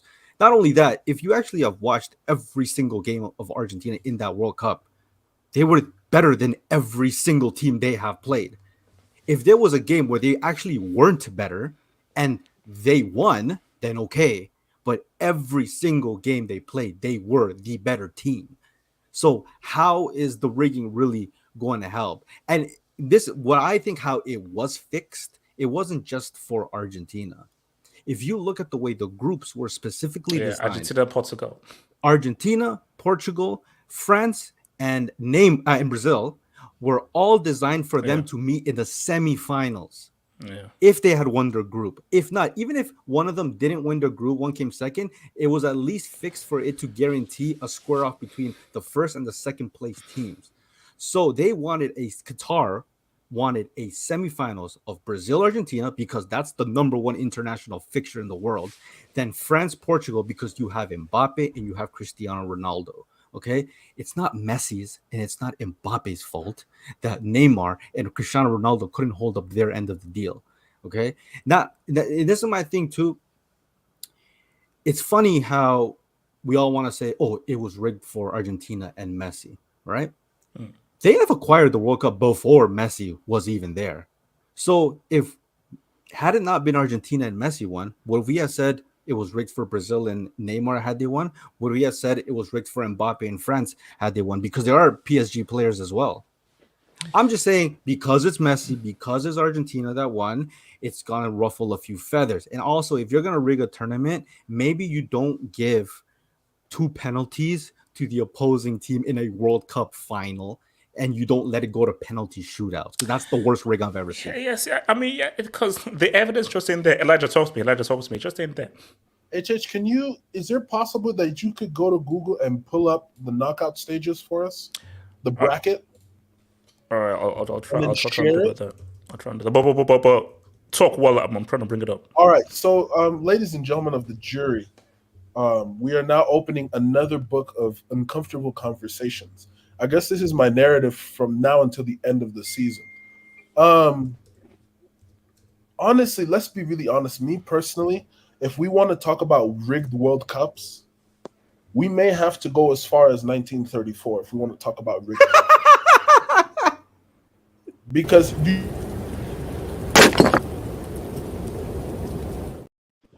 do you really? That's right. HH, let's be honest. Do you think? No, Elijah, I'm not counting those World Cups. I can't count those World Cups. Me neither. I don't count those 2 Italian ones. Pre-World War. The Italian ones. Respect Primo. HH, come on, you were there to witness it. If you're really going to do that, HH was in the stands beside Hitler. If we're going to do that, then the Italians only have 2 World Cups. To be honest. And then another thing, should the Germans really have 4? Let's be really honest. The Germans should really have 2 or 3, not 4. Why? Post World War. Yeah, why though? Why? I mean, think about it. Think about it. You have East Germany and West Germany. Like, we won a World Cup using half our country. They were thrown out in the 1950s. And also, here's the thing. Churchill is my guy. Churchill is my hero. I think Shakespeare is that dude. And I think English tea, even if they stole it from India, it's still pretty cool. It is. Do we want to talk about 1966? 66? Do you really want to do that? Do we want to do that? Because if we really gonna have this type of conversation, then every World Cup is rigged. There's almost a and also Elijah. Elijah. My guy. No. Wait right there. Hold on. Wait right there. No. He's gonna talk about 98. Bro, what the hell is this? I think we talk about 2002 if we're talking about rigged ones. No, probably 98. What's that? Yeah, OT was. And then 02 is weird because let's look at 02 was crazy. Yeah. This is my guy. This is my guy. This is my guy. If we're going to have this conversation, let's look at everything. In 02, we had the South Koreans in the semi. We had the Turks in the semi. And then the other semi had a German team that was blasted 5-1 by Emil Heskey and Michael Owen and what's his face? Gary Neville on crutches. So from the World Cups that you've seen, which World Cup do you think was fully clean? Or the World Cups that you've seen? Yeah. For me personally, I think 06 was fine. 06, yeah. I think 2014 was fantastic. 2010 was nice as well, I think. Wait, hold on. Actually, I'm gonna touch on. Yeah, like you can't really fix the home team getting piped 7-1. Hold on. Let's touch on goal line tax. There was goal line. Let's touch on 2010. Let's touch on 2010. There's also. That's very large. Let's touch on 2010. Be honest. What European country wanted the World Cup to be held in Africa? Blatz is the GOAT. Blatz is the GOAT. Respect Blatz. Respect Sepp. And then if I'm not wrong, when it's summer in the northern hemisphere, it's winter in the southern hemisphere, right? Yeah, I think so. Yeah. Right. So therefore, because there's the people who are saying the World Cup was held in the winter, it was this, it was that. Then that means 2010 was also held in the winter. Should Spain's World Cup not count? Of course, it shouldn't count. Yeah, but it's in Africa. It's hot as shit. Thank you. Because then that means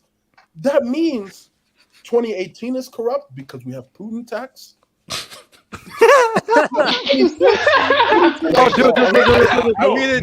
No.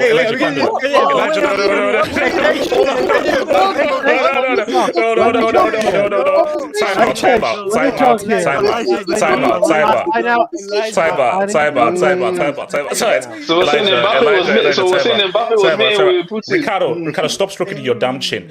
Elijah. It's Croatia part of the UN. Let me I can't. Let me respond. No, hold on. Elijah, you have to stop now. I have to respond. Elijah, can I have to respond? Elijah, my thing is, this was before Putin went crazy in 2020. I spoke to a guy. No. I've got to respond.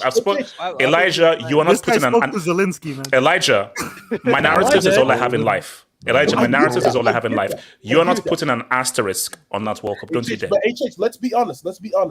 The EU had an issue with the ideology of a World Cup being held in Russia. Christoph, am I wrong? What the fuck is wrong with you, man?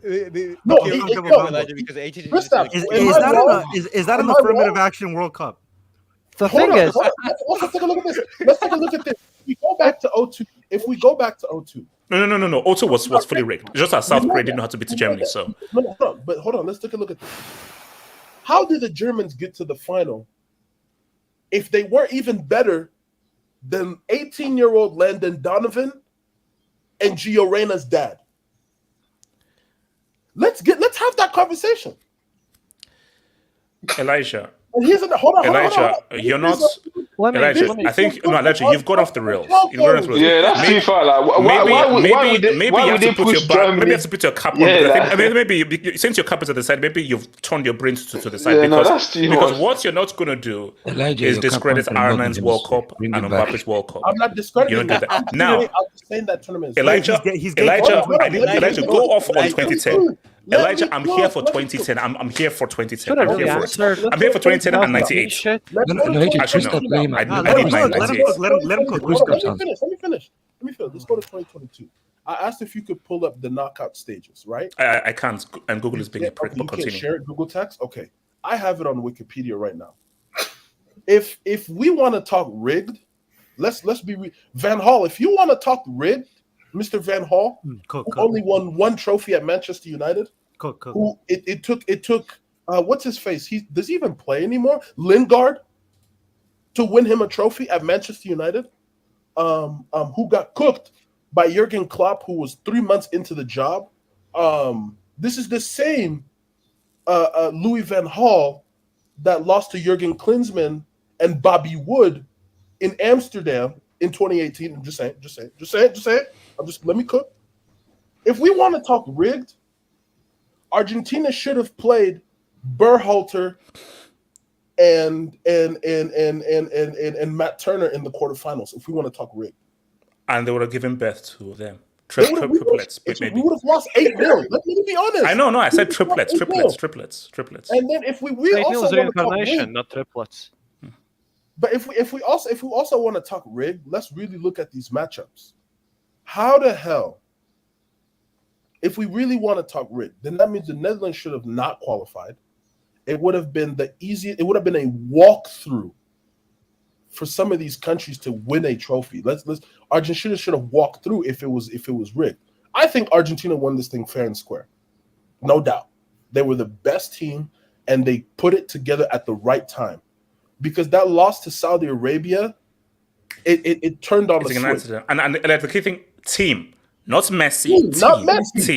Team. Thank you. Let's be honest. Elijah, don't forget that Lautaro Martinez's goal shouldn't have been rated. Thank you. That is facts. Ricardo speaking facts. Because if we're talking, hold on, comments. Let me cook. Cook. Don't worry about the street. Yeah. The streets are going crazy. They know I'm what gonna I'm post talking this on Discord. Because if it's rigged, if it's rigged, in my opinion, does Morocco? So are we going to discredit Morocco then for their run? Are we going to discredit? Facts. Are we going to discredit? What's their face? Croatia and their run, Japan and their run. Are we going to discredit? Are we going to discredit the Socceroos? No. But Elijah, can I get slightly? When they say rigged, they don't say for the whole competition. Uncomfortable. No. Hold on, Elijah. Wait, hold on, Elijah. Hold up.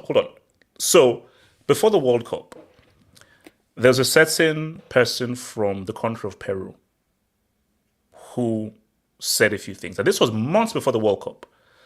And this was just a regular. I don't even know what his name is. I actually forgot what his name is. It's just a random Peruvian dude.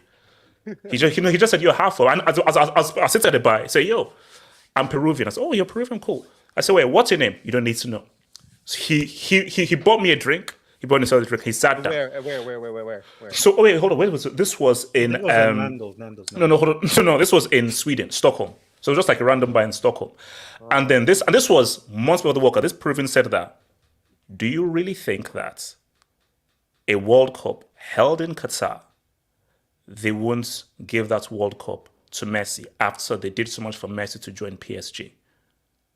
And I was like, "Well," and then he just left. And everything. I thanked for the drink. So again, now Elijah's kid, I don't think it was rigged. No. But Elijah, you know who funds PSG? You know where the World Cup was held. Connect the dots. But if people can connect those dots. That's what I'm saying. But Exactly. But at the same time, we also had an analyst, a GOAT analyst, tell us the following words: Qatar semis minimum. Streets, am I wrong? Yes. No, wait, actually, no, I don't think I said that. No, but wait, quickly. No, just to respond to what Elias said, because Elias, you said as well gives to Mbappe. Qatar said, first of all, people didn't like us having the World Cup, but we wanted to make this World Cup memorable. How do you make the World Cup memorable? Make the most popular person and the most popular narrative win out. Mbappe already has his World Cup. What will the second World Cup do? But we were the World Cup that's the second World Cup would have been insane. No. It's too much. It's too much. A second World Cup is too much. Second World Cup is too much. People are looking for conspiracies everywhere. It's way too much. It's way too much. On a hat trick? On a hat trick. Exactly. Like, had a repeat. Mbappe is the key player for PSG. Like, No, guys. You understand, guys? Hey, the face of PSG, the face of France, having that final was not rigged. There was nothing in that final that was rigged. No. But Kenny, all I'm saying though, first of all, I don't think it was rigged. But Kenny, all I'm saying is that I want to see Chouameni and Coman's bank accounts. That's what I want to know. Oh my god! No one is gonna. I want to see their bank accounts through the months of December, November, October 2022. They're not gonna miss penalty for their country. But let's be what this Kenny, for 3 billion, I'm missing it. I'm missing that. That penalty is going to Neptune. If Mbappe has back-to-back World Cups. Remember, we have not had a repeat World Cup winner since. That's too much, Elijah. It's too much. No, it's not too. It's too much. You can't. If Mbappe wins the World Cup, then there's no. You see, basically, Elijah, it was perfect. You know what? Qatar played this perfectly. This is the perfect script. Let Messi get his first World Cup, but let Mbappe ruin the narrative and get himself in there. You guys are this is Disney Plus. If they allow Mbappe to win that World Cup, it's over. It's over. That can't be basically. This was the only way for it to keep on carrying on and to make people happy. Because let's be real. Mbappe is the villain. That's why he's my guy. He's the villain. He's the bad guy. He's the bad guy. So this is WWE now. Yes, it is. Yes. Man, come on. Hold up. Order. Elijah. Ricardo, shut up. Elijah. If anything, let's be honest here. Kylian Mbappe scored the first hat-trick in a World Cup final since 1966. And I ask you and I want you to be honest. Don't just do it for your narratives, but I want you to answer this question honestly. Which you won't. Mbappe scores the world. Samasi says you're anti-German, by the way, but continue. I'm not anti-German. I actually love the Germans. I'm talking to a girl who's in Germany. Wow. Okay, good luck. That German international. Continue. Ricardo, you know you're on the air. Elijah. She's female. As I was saying, if Mbappe scores that hat trick and wins the World Cup, please tell us what would you say? Because I want the truth, I want the truth. No. Elijah, if that happened, then it's done. Let's see. It's not. So no. Basically, let's say right now, that would be the worst thing because there's nothing to argue about. How that final went was perfectly. Basically, I truly believe that. You know what, guys? I think it's not rigged. I think it was scripted. Because hold on, because Elijah, look at how that final went. Oh my God. Messi got his first World Cup. What medicine are you drinking? Please stop drinking it. Go to a psychotherapist, please. Wait, Elijah, let me respond to Elijah. Hold up. Let me respond. Let me respond to Elijah. Wait, let me respond to Elijah. So, Messi wins his first World Cup. Disneyland story and everything. But Mbappe gets a 3-piece. And it's settled via penalties. So therefore, Messi has his narrative. Mbappe still has his narrative. But it isn't an end-all narrative. It's the perfect story that allows us to keep going. So Elijah, Qatar, thank you. Qatar, if you're listening, thank you. Because you've actually still made this interesting. Elijah, can I ask you a question? Go ahead. Okay. Wouldn't it make far more sense if there was rigging, right? Wouldn't it make far more sense that the 2014 World Cup would have been rigged for Argentina to win? Thank you. Hold on. This is a time when there was no VAR. Okay, so you could get away with dodgy ass calls. Okay, Zabaleta,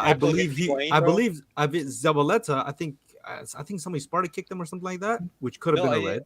And then Higuain, I mean, what's it called? Neuer decided to give No, yeah, Higuain yeah. Jorge Masvidal Hold to on. the head. They That was let legal. That was legal. That was legal. That was legal. No. Hold on.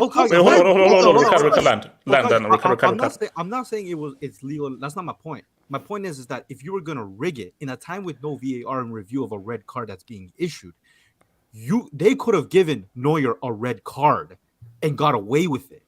And they could have given whoever the hell who did that to Zabaleta a red card as well. And Argentina would have won that game. Okay, wait, no. I want to go around the room because people have not spoken yet. So Hokage, where you at with this whole rigging thing? I want to go around the room. Hokage. I think the only thing it wasn't rigged. It wasn't rigged. Messi won it fair and I mean Argentina, not Messi. Argentina as a team won it fair and square. The only thing for me that I'll not agree with the whole World Cup thing was the time it took place. I think it should, whether it's winter or summer, wherever it is, it needs to be at the same time. I didn't agree with it being in winter. If you're going to talk about the weather, you guys, the World Cup happening in the USA, we have host countries like Dallas and Atlanta. You guys, in July, in July, peak July, it's 100 there. So how come we're not playing it in the winter? They're playing in domes though. Yeah. Dallas No, I'm and the Atlanta Dallas. But okay, yeah, exactly. So how come the Qataris, with all their money, couldn't have built domed stadiums? Couldn't have added AC? Okay, and then also the other No, they worry- had ACs. the other They worry- had ACs. Elijah, the other worry for that, then what with the weather thing was, oh, how about the infrastructure for the fans? Oh, when they're walking around. Okay, America, most of these cities are going to be sweltering hot. Atlanta, don't get me started on Atlanta. Humid, 100 degrees. So I just don't understand. I don't understand why the Qataris couldn't have dropped another 10 billion and a couple hundred more lives. Whoa.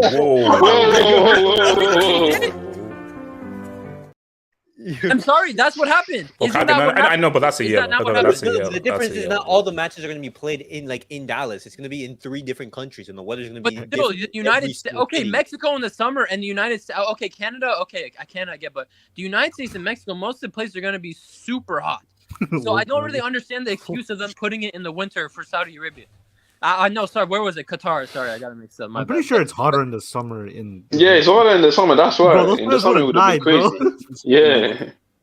I'm just saying, I think it should all, I don't know. That's my only grief with the World Cup. I think everything was fair.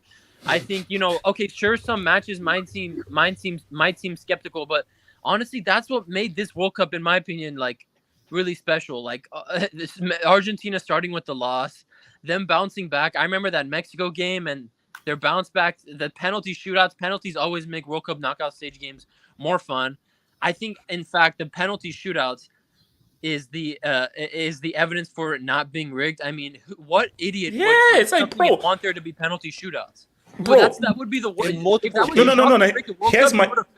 Here's my thing. If Moji and Daniele were involved in this rigging, they're like, we're not having are you crazy? We're not having penalties, bro. Are you guys amateurs? Bro, I'm just like, hell no, we're having penalties. That's what this piece. But if Colomwani scores, I just want that. I just want to. Oh no, true. But then was money paid to miss though? That's the thing. No. Bro, you can't pay to miss that. So what? So they knew that money was going to come on the pitch. He's going to have these chances the night season. I don't know how many. Yeah. All I'm saying is that Mbappe rejected the payment. That's what I'm saying. Mbappe didn't take the bag. I also want to look at Giroud's emails and Griezmann's emails as well. Check Dembele's emails. The way Wait. Hold on. I want to go around the room. So let me come to Guled now. Guled, talk to me. Your thoughts on the whole rigging thing. Guled. Hey, just to be honest with you, I don't think it was rigged. I mean, it's just a narrative that Nomad wants to run with because he knows his agenda. And said to Ronaldo fanboys as well. Yes. No. To be honest, as you guys said, like Ronaldo could have done what he had to do and get through Morocco, but we saw what he did in that game. He was nowhere to be seen. We can't blame anybody else but himself. You can't blame anyone. And to be honest with you, HH, in terms of football, it's actually great to see a different nation, which is not European, that can actually carry the banner and represent the World Cup's traditions in their country. Wait, was it like 4 European teams in a row or 5? How many Europeans in a row? It was 4. It was 4. Yeah. 06, 2010, No, it wasn't. 2014, 2018, 4. No, 2014 was Brazil. Oh no, that one the yeah. Brazil got curved. I watched Yo, 7 yo, on live. Brazil- Weren't you listening to the stream? I said that. How would they rig it for Brazil to get bent over in their own house? That's everything. So come on, bro. Go ahead, continue. Yeah, that's a setup, man. They set them to host the World Cup so they can curb stomp you. They set it up because after that game I found HH first. Like that was my first episode. Like is that out? You know what? Guys, if 2014 was rigged, then I quit life, bro. You know I what's quit crazy? life. HH, you know what's crazy? In 2014, if you followed Brazilian politics at the time, they actually had a problem with the country hosting. The people did not want the World Cup hosted. They were Yes, mad true, as true. shit because they true. were not helping the people of the country, but they were hosting a damn World Cup.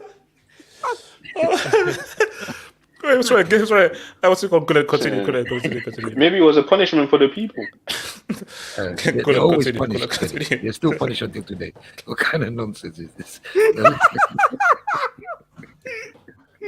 Sorry. We have reached peak. You know what, guys? I think we have to look into 2014, bro, and look into that 7-1, bro. Because maybe something happened there. Fuck, I get a heart attack, bro. because I don't know. Marcelo looked a bit funny there. His expression looked a bit funny. Good, continue. Talk to me. Good. They gave him a consolation prize with Oscar's goal. The Oscar goal. Just throw that in for the shit. So, no, Gullet, talk. No worries. It's true, Ricardo. The Oscar goal was... I'm sorry. Yeah. In terms of Messi, right? And this is the irony about it. Look at the way the World Cup started. You had to be a team like Saudi Arabia to cause an upset.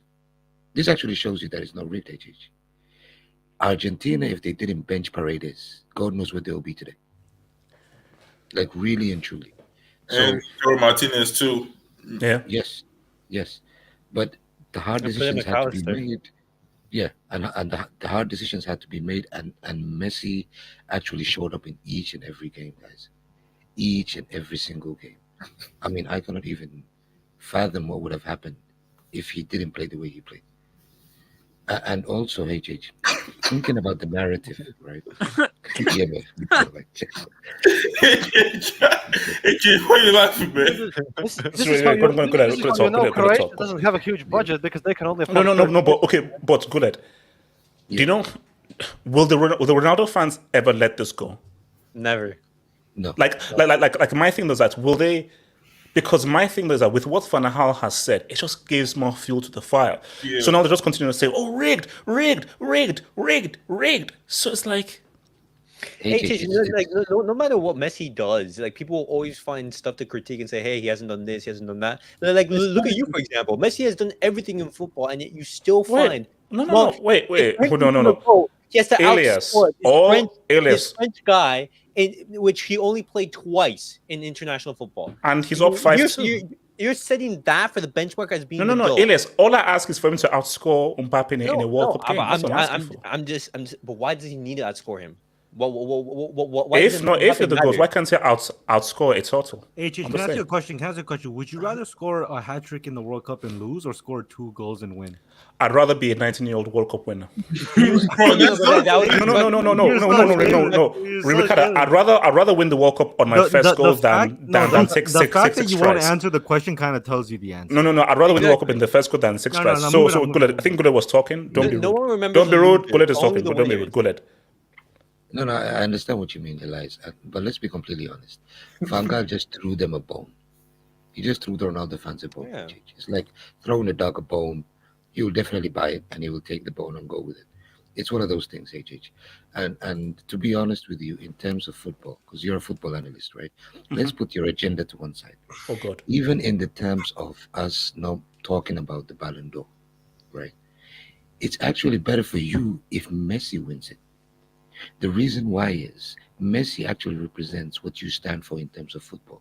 True. Overall technical ability, overall vision, creativity, being skillful, being an overall amazing pro, right?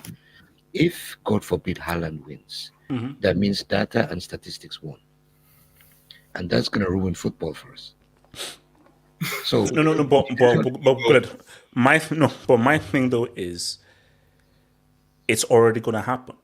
So Messi wins his Ballon d'Or. Yes, that is a victory of football, and football gets the dub. But then coming into the future, I guess we're living in the era of Haaland. Mbappe has to step up. Mbappe has to step up. Go let Blondie is on the front cover of EA Sports FC. That's come September 29th. Mbappe has to step up. But it's only one season. He already has his World Cup. BMF, relax. He already has his World Cup. No, but it's only one season, HH. And not only Mbappe, other players could step up as well. Vini. We never know what Vini is going to do in the next two to three seasons, right? So at least we do have a glimmer of hope for the football that we actually love to be represented the right way. I know it might be Messi's last Ballon d'Or because now he's going to venture to different things and probably. No. But I mean, as much as it would be a dawn of a new era giving it to Haaland, you can't give it to Haaland over Messi. You can't. Like Exactly. you can't give it to a guy who scores 15% on the eye test. That's at least there's still eFootball. Because you can still be on the cover of eFootball.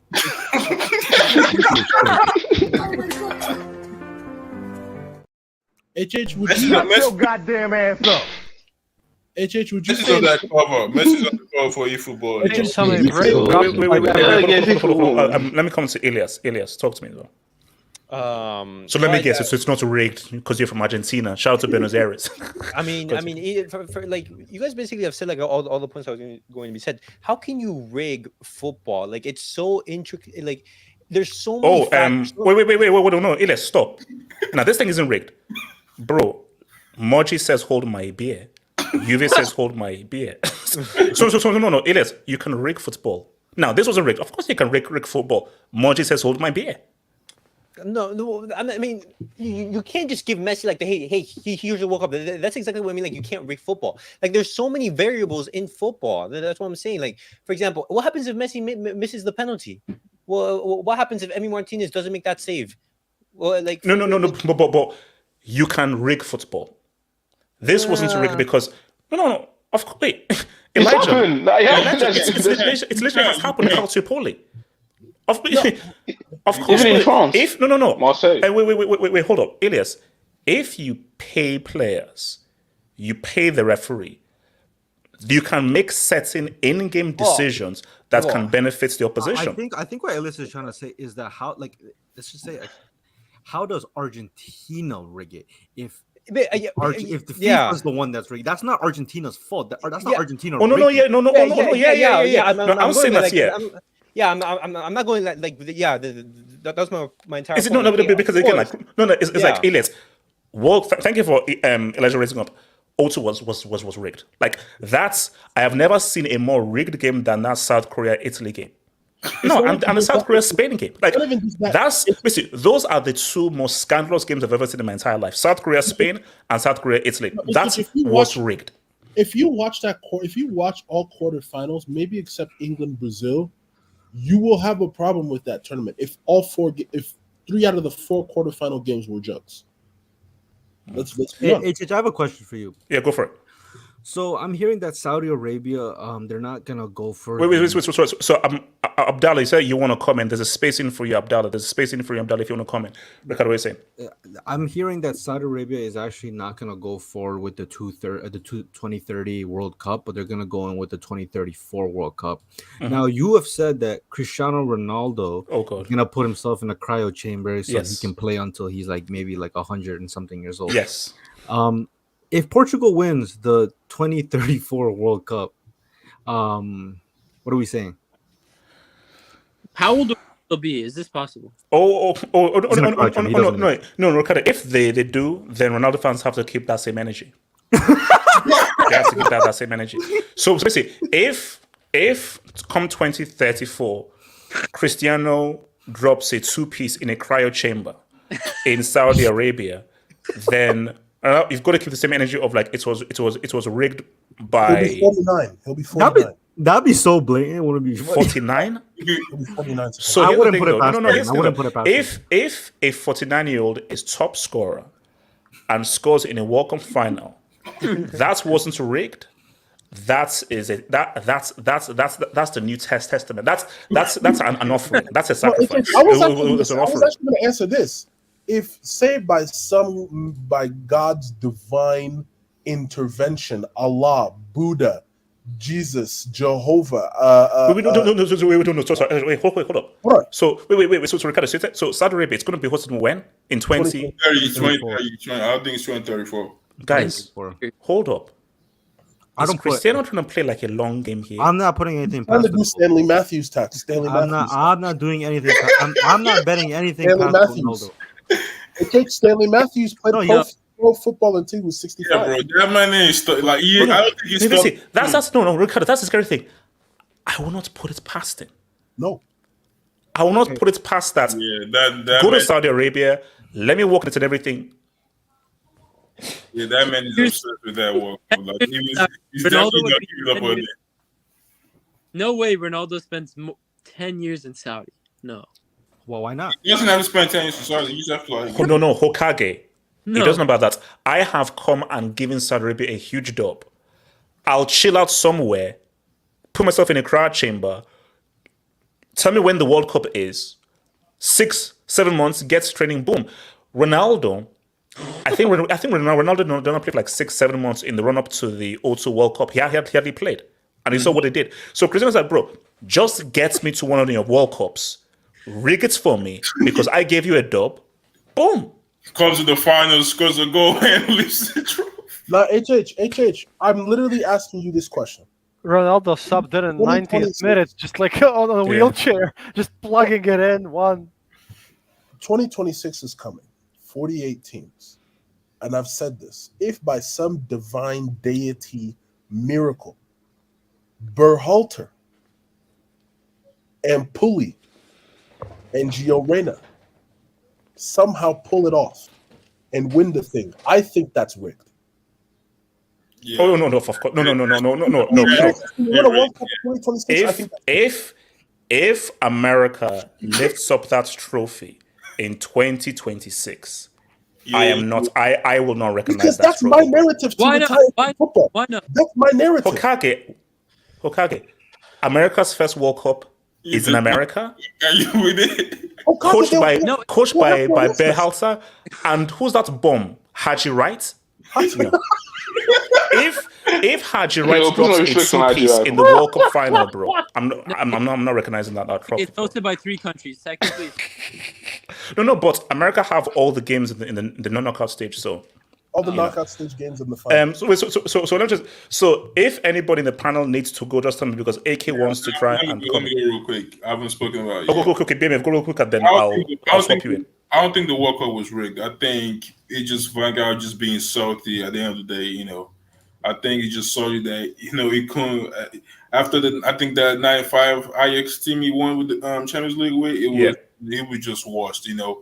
I was reading an article the other day that when he was at Bayern, right, the old positional play that Pep was trying to do at Bayern, what Pep did at Bayern, it was supposed to be in because he actually brought the principles into the Bayern team, but he couldn't hack it. So I think he's just salty at the end of the day because how you can't rig a World Cup for Argentina, especially when they went to penalties in the final, especially people knowing that. No, baby, this is true unless they were paid. Hence why I want to see their emails. So. Why don't we look at the controversial decisions and let's see because we're all saying no. Elias, I'm not saying that if we find out that there is a money trail in Chouameni, Coman's, Van Dijk's account, so then there's a case. So let's just say I don't think that is because if they actually were to rig the World Cup for Messi, let's say for instance, 2014 was the perfect time, especially there was no VAR. Like with this right now, especially everything's on 4K camera, right? They literally you can't, it's impossible, So I think Messi deserves to win the World Cup. I think he was the best player in the tournament. All right. So so Abdallah, let me take some dubs and I'll come to you. So Abdallah believes it was rigged. So we'll hear Abdallah's case. So AK, there's a space for you if you want to come in. Let me hear this quick Dubinsky's. So shout out to so Albert Cardenias. Shout out to Albert Cardenias. Oh, AK, sorry, you were too late. But I'll try and find it on the space, AK.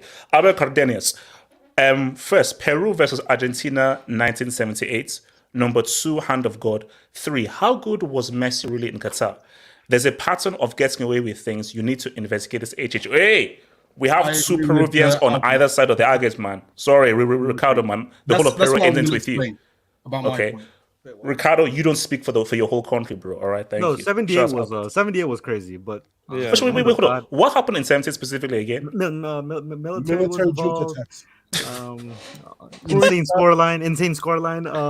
And also that was the World Cup that Argentina won on. I tell you, you know what I always say? If the only World Cup you've won is on home soil, I can't count it. I can't. Makes sense. That's why. Sorry, England. I can't count that World Cup. The hand of God is not really an argument, but that's not Maradona's fault. Like that's the referee's fault. Yes, the ref. Like Maradona was like, "Yes, I cheated." Prove me we cheated. But yeah, bro, I'm going to win this game no matter what. That's why Maradona is the street goat. He's the street goat because of the hand of God. Forget the goal. Hand of God makes him that street goat. Everything like that. It's only street guys on another. Shout out to Nemo. Thank you for the dub. My last ever dub. Oh wow. You're just baiting Messi fanboys, like me, I'll admit, for engagements and views stroke money. Deep down, you know the truth. LL lives. Nemo, I've been saying this before. Messi did what he did. He finally showed up. He scored that knockout goal, and he showed up big time. All I'm saying is, like, let's give some praise to Emi Martinez and Di Maria. And all I'm saying is that Messi lost 3 finals in a row without Di Maria. Di Maria comes back and wins in the main final. Without Di Maria, they don't win that World Cup. That's what I'm saying. Would you really say it's Di Maria's fault, or is it Higuain's fault? No. I'm saying that without Di Maria, Argentina can't win a final. Yeah, I blame Higuain. For Argentina to win a trophy, they needed Di Maria. Like, for Argentina to get to a final, Messi will get into a final. Di Maria wins it for them. Without Di Maria, Argentina can't win a final. This team can't win a final without Di Maria. So, and it's been proven that without him, they lost 3 finals in a row. So, shout out to your boy Wing, man. But Nemo, thank you. Even if that's your last dub, thank you, bro. Wing, a Messi fan said Boateng is his iconic moment. What? Oh, you mean when? Wait, okay. Now, did Boateng fall or was that a dribble? He was paid. So he reversed that fall. Shout out to Ifman. Messi's Argentina beats Van Gaal Netherlands in penalties in World Cup 2014. Wait, was Van Gaal the coach in 2014? Yeah, yes, he was. He lost in penalty shootouts in both. And World Cup back to back. And he was actually talking mad shit in that game too. Yeah, it was World Cup 2014 to get to the final and World Cup 2022 to win it. Van Gaal is just salty. Look. I think need to beat Costa Rica on penalties. They But you see, my thing is, I like it because it makes things interesting because I like people that just stare at the pot because I do the same thing. I've been doing this since I was freaking 8 years old. I like staring at the pot and I like pissing people off. That's my thing. I like pissing people off, and so for Van Gaal, I respect the comments, bro. I don't agree, but I respect the comments. Jay Jokin, will FG and Ye return if it's true and it's rigged? Hell yes, of course. If it's proven that it's rigged, FG is back, Vilton is back, Red is back. They're all back. But because it's not rigged, you're not going to hear from those dudes ever again. Albert Cardenius, it was all rigged. There were secret rehearsals. Okay, how do you rehearse a World Cup? That's the whole point. No, because my thing is that, okay, if there were rehearsals, we're living in the social media age. Surely there's footage of these rehearsals. It was during the summer. If it's during the summer, can I see the rehearsals of how many times it took Mbappe to do that volley in the final? Like how many times did he have to rehearse that? That was one take. Ooh! Ricardo, that's good stuff, bro. If that's one take, that's good stuff. Shout out to Mike, bro. If that's improv from Argentina, if that's giant body doubles, nothing else. Giant body doubles. Shout out to Ifman. Also, Van Gaal had beef with Riquelme in Barca and Di Maria in United. He talks a lot of crap, mind games. He's salty as he not only lost, but they've not won the World Cup. So yeah, like apparently I read that so he has a lot of beef with South Americans, man. Yeah. Even again, rigged in the World Cup does exist. Let's be real, World Cup also for South Korea was rigged. Italy, especially Spain, 2 wrong offsides.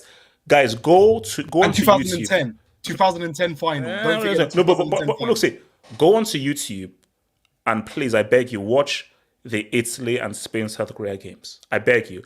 I've never seen anything more blatant in my entire life. It's one of the most shocking things you'll ever see.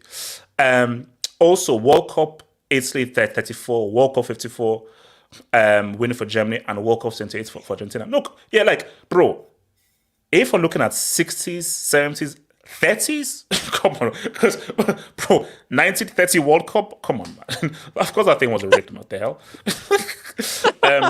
Ankara Messi, HH Brazil versus Belgium 0-2. Belgium disallowed goal.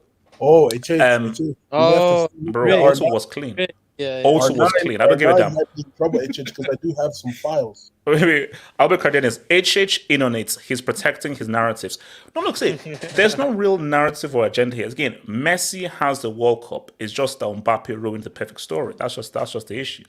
Kylian Griezmann, oh wow, I reject that name and I reject that AVI as well. Well, Hija, you're the GOAT. Hashtag Putin tax. Oh my God. QC8. Platini admitted publicly in 98 of the World Cup was rigged. You see, 98 is weird because it works both ways for me. If it's rigged, it works because it's not true. My guy got poisoned. Yeah, he got poisoned. That was. But at the same time, if you're saying it's rigged, I think that Zidane doesn't have a World Cup. Yep. He doesn't. On home country, remember, that was on home. But HH, and then also the French president at the time, Jacques Chirac, he used that World Cup supposedly as a ploy to win his second term to be French president. So, hey.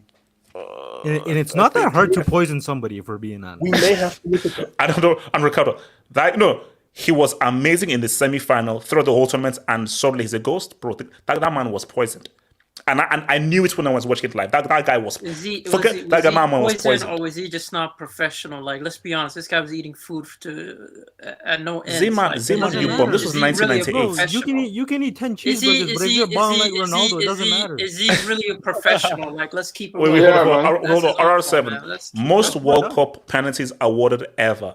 Not suspicious at all. Crying emoji. It's 5. Like for France in 2018 had 4. It's 1 more.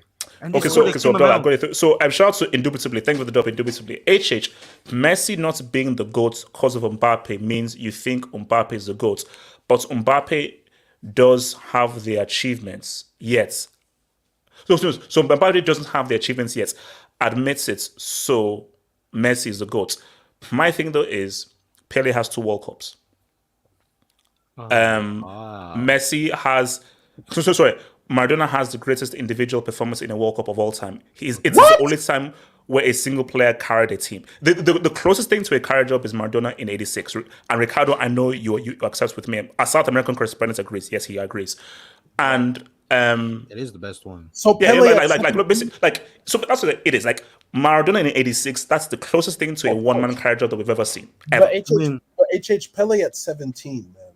Oh no! He was still playing. That's why the argument is because you can say what Maradona did for Napoli, the one-man carry job in 86, Pele as a 17-year-old, then he came back and did this as a 29-year-old, and everything that he did when. And also, don't even use Ballon d'Ors because South Americans were not eligible for Ballon d'Ors in the 50s or the 60s. So it's basically. This whole GOATs thing, we do it because it's nice engagement. But if you think about it so logically, you can't compare generations. Because don't bring the Ballon d'Or argument because South Americans were not eligible for the Ballon d'Or in the 60s or the 50s. So the Ballon d'Or argument is stupid. Could Pele and Maradona walk in today's time? Could Messi walk where they could break your legs and you'll get a yellow card for a broken leg? Come on. So Abdallah, talk to me. Why do you think it was rigged? Pre-brick, by the way. I've changed my mind. I don't think it was rigged. Okay. I think the Netherlands game was rigged. That was the only thing that was rigged. Ironic.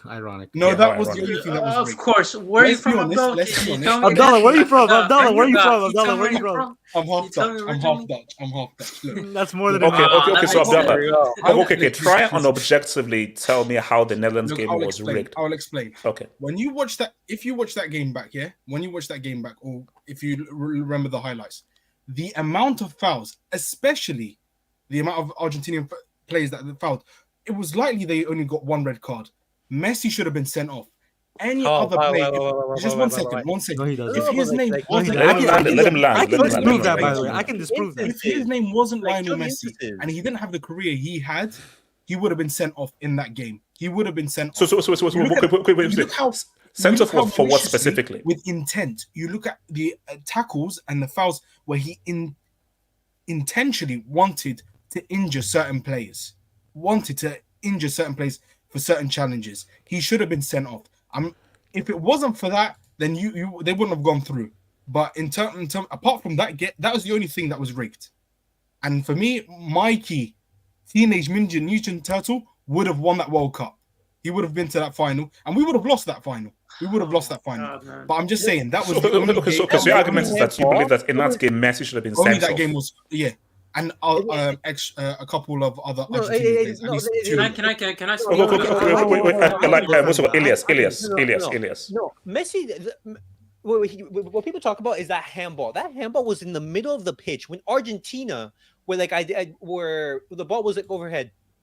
Messi didn't have a yellow card at that point. If Messi, for example, if he gets that yellow card in the halfway pitch, Messi doesn't go up to the referee to get that second yellow card. For example, if Messi does that, it makes no sense. Elias, he would have gotten at least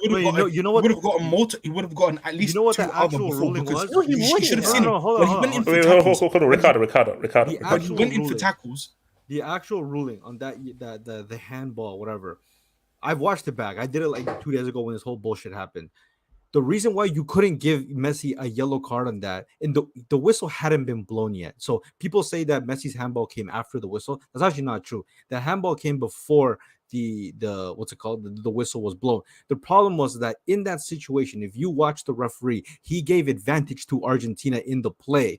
So technically, if you are in an advantage, play those 5 seconds, you can stop the ball with your hand. And the ball bounced to, I believe it was Van Dijk. The referee could have called it because now Netherlands were in possession, but because it jumped back to an Argentine playing in the middle of advantage, Messi decided by his own to stop the ball, which by all means, the referees maybe, but by the rule book, it's not a yellow card because you're in the middle of advantage play. So Messi could actually do that. You can only give a yellow card when you intentionally handball the ball in a promising attack. That wasn't in a promising; it was the middle of the play. So you can't give Messi a yellow card. Wait, hold on. Who was the referee in that game? It was Mateo Lajos. And where's he from? Spain. No. HH, if you're trying to, I'm just asking. I was asking a question. I get it. That's a one more point. Please. Okay, Abdullah, go for it. Yeah. Excluding that handball, I'm not even including that handball. When he went for tackles, he intentionally tried to injure certain players. Multiple players he tried to injure. He should have been sent off. Here we go. He's trying to assassinate players. Coutinho, could you agree to the fact that the referee had lost the plot for both sides? Yeah, but I agree. Okay, with that. So then every call in that game, it makes no sense. It wasn't even a favor because I agree Paredes should have been sent off, but we're not also not going to sit here and act like the Dutch players weren't being fucking assholes in the game either. I agree. Okay, so out Lautaro before his penalty. All right, so the referee. That's for that ref, man. Let's just admit. Let's just admit. If Lionel Messi wasn't, wait, hold on, Abdullah. The actions he done. If his name wasn't Lionel Messi and he had the career that he had, he would have been sent off for the fouls that he done in that game. You watch that game back, he went maliciously into tackles and he would have been sent off by a non-biased, balanced ref. Or he would have been sent off with other Dutch players as well. So I'm being balanced. So I'm not saying there's no guarantee that Netherlands would have won the game then. Exactly. I'm just saying it would have been more balanced. This is just an insane mess that crazy. you're talking about, guys. Okay, so let me come to Kristaps, Zeman, then AK. So Kristaps, where are you at with this whole rigging thing, man? Shout out to Laos, man. Laos, nice. No, like rigging is just stupid in this case. I mean, anyone who watched the final game, like I said, it just can't be rigged. But about the Netherlands game and everything, you might as well state that it was rigged for Netherlands to beat the United States, to be honest, or something. If they played a tie or whatever, you can say that about anything. Like that was fair and square. This is what I like agree with Elijah with, because you can get down to every World Cup being rigged to some extent or something. This just wasn't it. This is just him trying to get some bad PR on him or some stuff. Definitely not rigged. And if anything was rigged, then hey, we got one of the most beautiful final games of the World Cup ever. Like, it was a great final game to watch. So it was amazing. And the whole rigging thing just seems so stupid. I mean, okay, what's called Zima? Talk to me. Rigging. Yeah, I find it interesting that like HH is finding things to hold on to, and I get it, man. Z-Man, I have been as objective as possible. I've not been no man here. I'm trying to be objective. Well, the latest one is Lahos. You're like, that's no. I asked who was the ref and where's he from. It's a simple question. No, but in all honesty, man, this is get on Baldur's Gate 3, bro. I'm downloading the game, bro. I'm getting on that Gate 3, man. Good, very good. Continue. But anyway, aside from that, like, I think this is what happens when there's international friendlies, man. Just a random conversation of things being rigged come up, like statements that were mistranslated come up, where everyone's like, "Oh, Van Gaal is right. Obviously, as a Cristiano Ronaldo fan, I'm going to support his words." And then there's just a back and forth situation. This is what I mean by the whole like Cristiano Ronaldo, Lionel Messi back and forth. It's not going to end after they retire, bro. This is going to continue for at least I'm saying for at least 50 years, man. For like let's keep it real, bro. Like, I don't see it.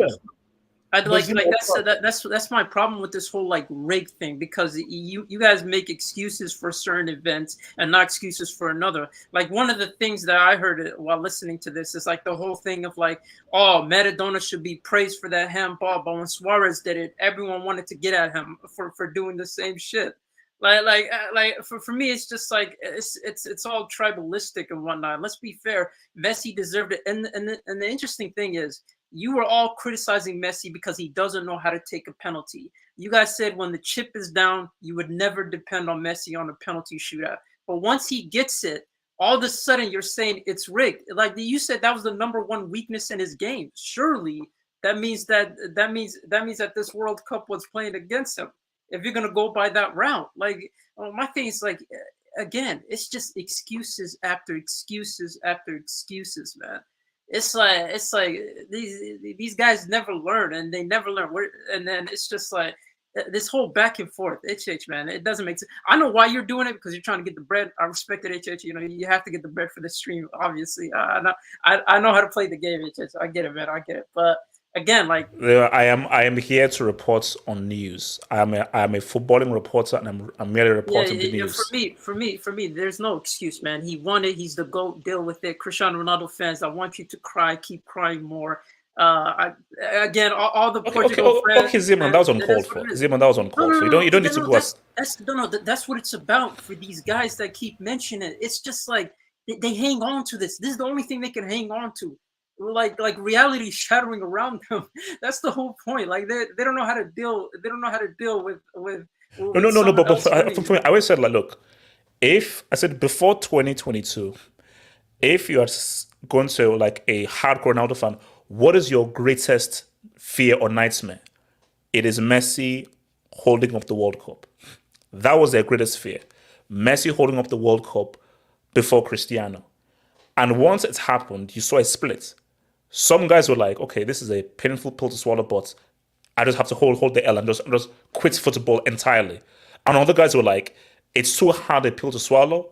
I've got to go into the denial. Because that was the one image that haunted Ronaldo fans. Messi holding on that World Cup before Cristiano. And it happened. What's it called? AK, talk to me, bro. I'll be out of here. I mean, HH, I know I've talked to you about a certain tax on the World Cup, if you remember. Okay. A certain referee who's a neo-Nazi. Oh wow! Oh yes. And France's demographic against Argentina. So, oh wow! but he gave that penalty though. But he still gave that penalty in the last minute. No. Okay. So, in your view, do you think it was rigged, or do you think there was any inconsistencies? There was no rig. It wasn't rigged. Let's be honest. If it's rigged, then all the decisions are for one side and no decisions for the other side. And let's be honest, France got their fair share of refereeing luck on their way to the final and in the final. It wasn't like one team got all the refereeing luck at the tournament and other teams didn't get anything. So, like, I mean, Van Gaal is probably just butthurt that, his team are garbage and, he can't win a trophy. So, yeah. Any final words, Elias, on how they're attacking your man Messi in Argentina? I mean, okay, no, rather, here's the thing. Is there anything that could make Ronaldo fans just admit that we lost? No, like it's nothing. I mean, they hate and despise Messi so much that it's that simple. They will find that. But why hate him? He's just a player. Like he's not done anything about it. But that's what. Why hate him? Why? Because Messi has played for Barcelona. Where has Ronaldo played? He's played in Manchester United. He's played at Real Madrid. When we think about the rivalry that Real Madrid had with Barcelona, and how Messi has dunked on them repeatedly, and when you think about the success that Barcelona has had, obviously you're going to come up reasons why they hate Messi, and why, like, if your favorite player, your star, you'd idolize him, and Messi is like the complete opposite. Why do you idolize Eden Hazard, for example? Because of what he did for Chelsea and the way in which he played the game. Precisely. This is exactly why Real Madrid, they idolize Ronaldo. This is exactly why. But my thing, no. You can now. I think idolize is quite a deep one, because the kind of love I have for R9, for Hazard, for Kocha, it's not the kind of extreme stuff that this Ronaldo fan shout out have. to LGBTQ, man. Okay, thank you. So it's not the kind of hardcore fan buzz that these guys have, because my thing though is, which is why, like, it's what Simon said, like, again, I thought after December 18th, I thought it was over. I thought December 18th, okay, finally, he's won the World Cup. Cristiano will never win the World Cup. It is. It's like, that should have been the final point, that he's won the ultimate prize. Your guy didn't win the ultimate prize. He won the ultimate prize. It's over. Which was why, by Van Gaal doing this, it just makes it more problematic, because you're giving these people ammunition that we don't need them to have. So. Yeah. But like my end like topic is, like, no matter what happens, no one is going to take away Argentina's World Cup. Like, Argentina has won the World Cup; it's going to be there for the rest of. No, yeah. Not like that's simple. Wikipedia is going to say that. Oh, they wanted to win through Qatar. Like 10 years time. Exactly. The 2022 winners are Argentina. Argentina can win the next World Cup, and they still won't stop. Yeah. Casey. Wait, hold on. Let me go to Casey's comment. So Casey, talk to me, bro. Casey. How can you bring up my AV? I'm a bit worried about this AV. Oh, he's gonna bring up the Japanese point. I didn't tell you about the Japanese soldier.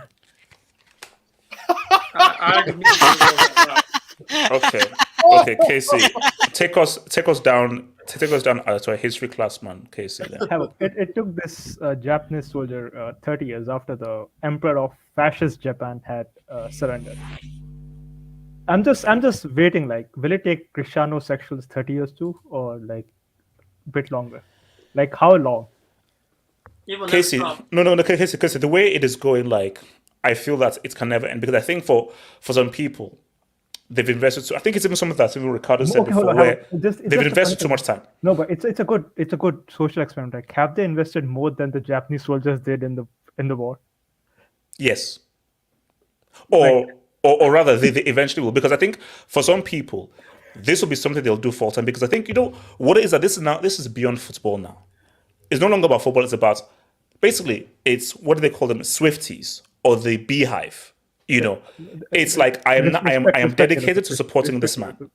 But I think like it's just insanity at this point. If you're denying like simple facts out of some like crazy conspiracy theory, or like because it was in Qatar, it's in winter, it's Oh, no, but basically, Casey, that's why the Van Gaal thing, anything they can latch onto, anything they can latch onto. That's why on my Twitter page was guys, it's rigged, it's a fade. Bro, there's still a guy called Lionel Messi, who still tweets me. And that guy has been called Lionel Messi for like the last 5 or so 6 years. I'm just interested to know, are these guys like trolling, or are they actually this mentally sick? That's a symptom of mental illness. They genuinely believe he's still greater than Messi. For sure. There are people that genuinely believe it. It's not trolling, they genuinely believe it. You know what the sick thing is? Today the Emperor actually said that the rivalry is over. Emperor Cristiano Ronaldo. He said it today. Yeah. Just like the Emperor of Japan said that I surrender. But you know what I find so funny about that? Is about Cristiano actually calling it a rivalry. And this is what I've always said, that people have attacked me. I don't think Messi ever saw it as a rivalry. Like Messi never saw Cristiano as his contemporary ever. I don't think Messi was like, I am just on this trail of, can I define this generation? And can I win this big trophy? So Messi was just a better person, a bigger player. He didn't need to care. We can have this. We can have the good thing. Like, but football is represented by 3 people: Pele, Maradona, and Messi. Like, these are 3 different generations. And Arnold and Zidane. Boom. That French ball fraud is not okay. You know. Yeah. No. Okay. So let me hit this Dubinsky from your boy Ezio. Thank you for the dub, Ezio.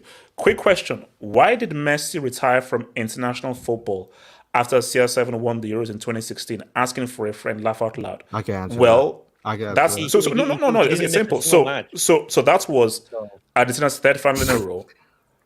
It was too much pressure and pain, and he just decided it was too much. The final they lost was actually before the Euro final.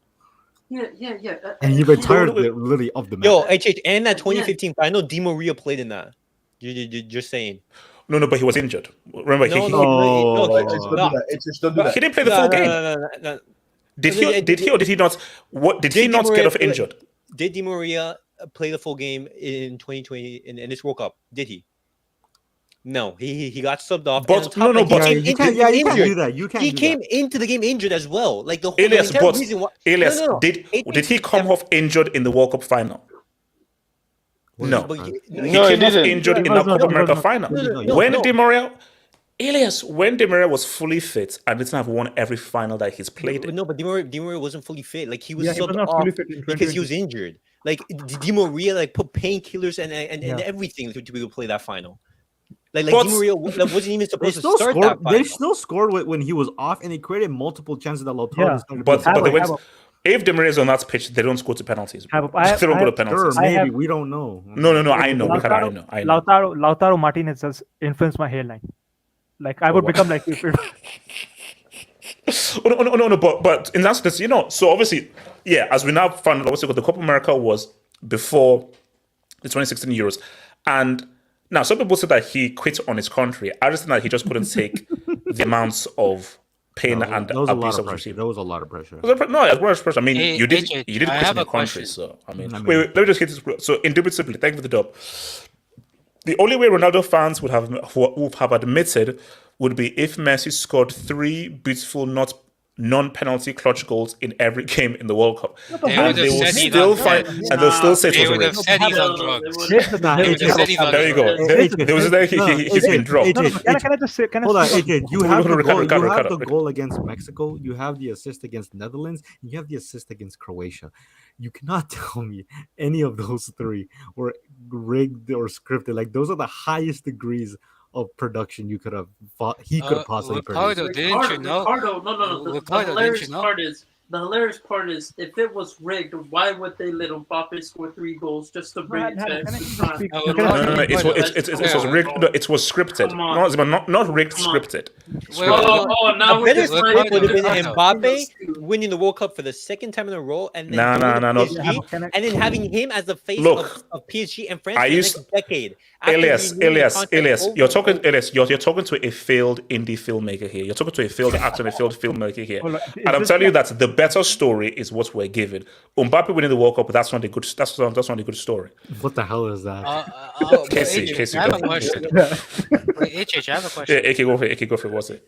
What will happen to these cringy ass 8-year-olds that support that fanboy over Messi and Ronaldo after they retire? What's fanboy? The cringy ass 8-year-old Twitter fanboys.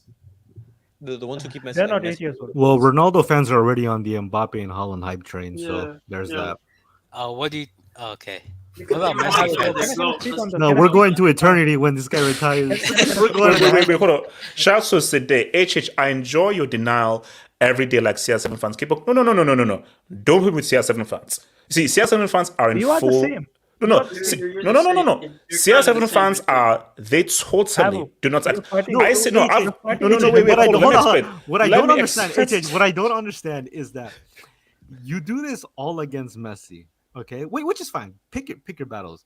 But I don't know why you're so scared to attack certain things about Cristiano Ronaldo. Like, you don't keep the same energy. You go full blast against Messi because Ricardo, because I fear for my life. No, you know why? You know why? Because you know deep down in your heart that you know Messi is a bigger threat in legacy wise to any of the guys you stand in more than Cristiano ever was. That's why you got. Wait, hold up. My sacrifice still stands. If Ronaldo had won that World Cup, we would have been living in a very different world. See, no. Let me say. Hold up, Sid. I think it is great for football that Messi won the World Cup. Now, I don't want to trigger anybody. I think it is much better for football Messi winning the World Cup than Ronaldo winning the World Cup. I think Ronaldo winning the World Cup would have been bad for football. I just think it would have been bad. So Messi winning the World Cup, that is the best thing for football based on what Messi has represented for so long. All I'm saying is give Di Maria and Emi Martinez their credits. Okay, all I'm saying is that Arnold did it himself. We do. If you're a Messi fan, you love Di Maria and Emi Martinez. I know. And he got carried in the final. Why don't you tweet about Cristiano Ronaldo's like not scoring in the knockouts? I've never seen you just randomly tweet. Zeman, Where is your editor agenda? Where is your editor agenda? I need that agenda. What happened? Shout out to Ed. That guy scored in the final and dipped from existence. Like I don't know what TV plays on. Well, wait. What's it called? Shout out to your boy Gatlock, member for 42 months, man. Shout out Gatlock. I won't be surprised if in 2087 Messi passes at 100 and CR7 passes at 102, and CR7 fans will be like, that's why he's the GOAT. He's lived longer. Literally till death do their parts. PSH is still alive. Oh wow, that's crazy. No. Guys, you see, I don't even want to go there, bro. Because with what Zeman is saying, are you now going to be competing in terms of who has an illness first? Yeah. Who gets? Messi can also afford cryo. Is this going to go into now life now? Yeah. Like who has the most followers? They're doing it right now. Okay. They're doing it right now. They're saying Messi's hormone injection when he was young was considered performance-enhancing drugs. That's what some Ronaldo fans are saying. I mean, think about it this way, right? Yeah, go These guys are so sad. Yes. That they're trying to use climate change. Oh, for God. What else would you expect from them? You're lying. What else would you expect from them? You know what else is going to go to, right? It's when Cristiano Ronaldo's son becomes a professional footballer, and I don't think Messi's sons are going to be pro footballer. They're going to be like, that's why Cristiano Ronaldo's the GOAT, because his son is a footballer. No, I mean, his name is Cristiano Junior as well, isn't it? Look, here's the thing, though. So Ronaldo has how many Ballon d'Ors? 5. Messi already did his jersey number. That's why I wanted to say that. No, but can I just speak now? Like, let's go for it. How are Cristiano fanboys talking about the World Cup? Your GOAT is a pathetic piece of shit flop in that tournament. Whoa, Casey. We don't need Casey. Come on, we don't need to. Let's be honest. Casey, let's be balanced. When are we gonna have a stream dedicated to be a honest. serious conversation? Let's be No, we're honest. not. We'll never happen. I'll fund the donos. I'll fund the donos. Wait, hold on. Casey. Here's the sick thing. Since 2006, Portugal has only won one knockout game in the World Cup, and that was a game this bum didn't start in. Well, are we going to be honest? If you want to talk about World Cup and you're a Cristiano fan, okay. No. I'm not going to be a hater like Casey. For Cristiano Ronaldo. No. Wait. Hold up. Cristiano Ronaldo. Wait, hold up. Cristiano Ronaldo's World Cup. I want that convo. Cristiano Ronaldo's World Cup was 2018. That was it. This is what people need to accept. Cristiano's club record is an all-timer. He is one of the greatest club players of all time, and we can all agree that he's the greatest Champions League player of all time. So club career, hold up. That's set in stone. You cannot argue with what he's done in the club game, especially with different teams, different clubs.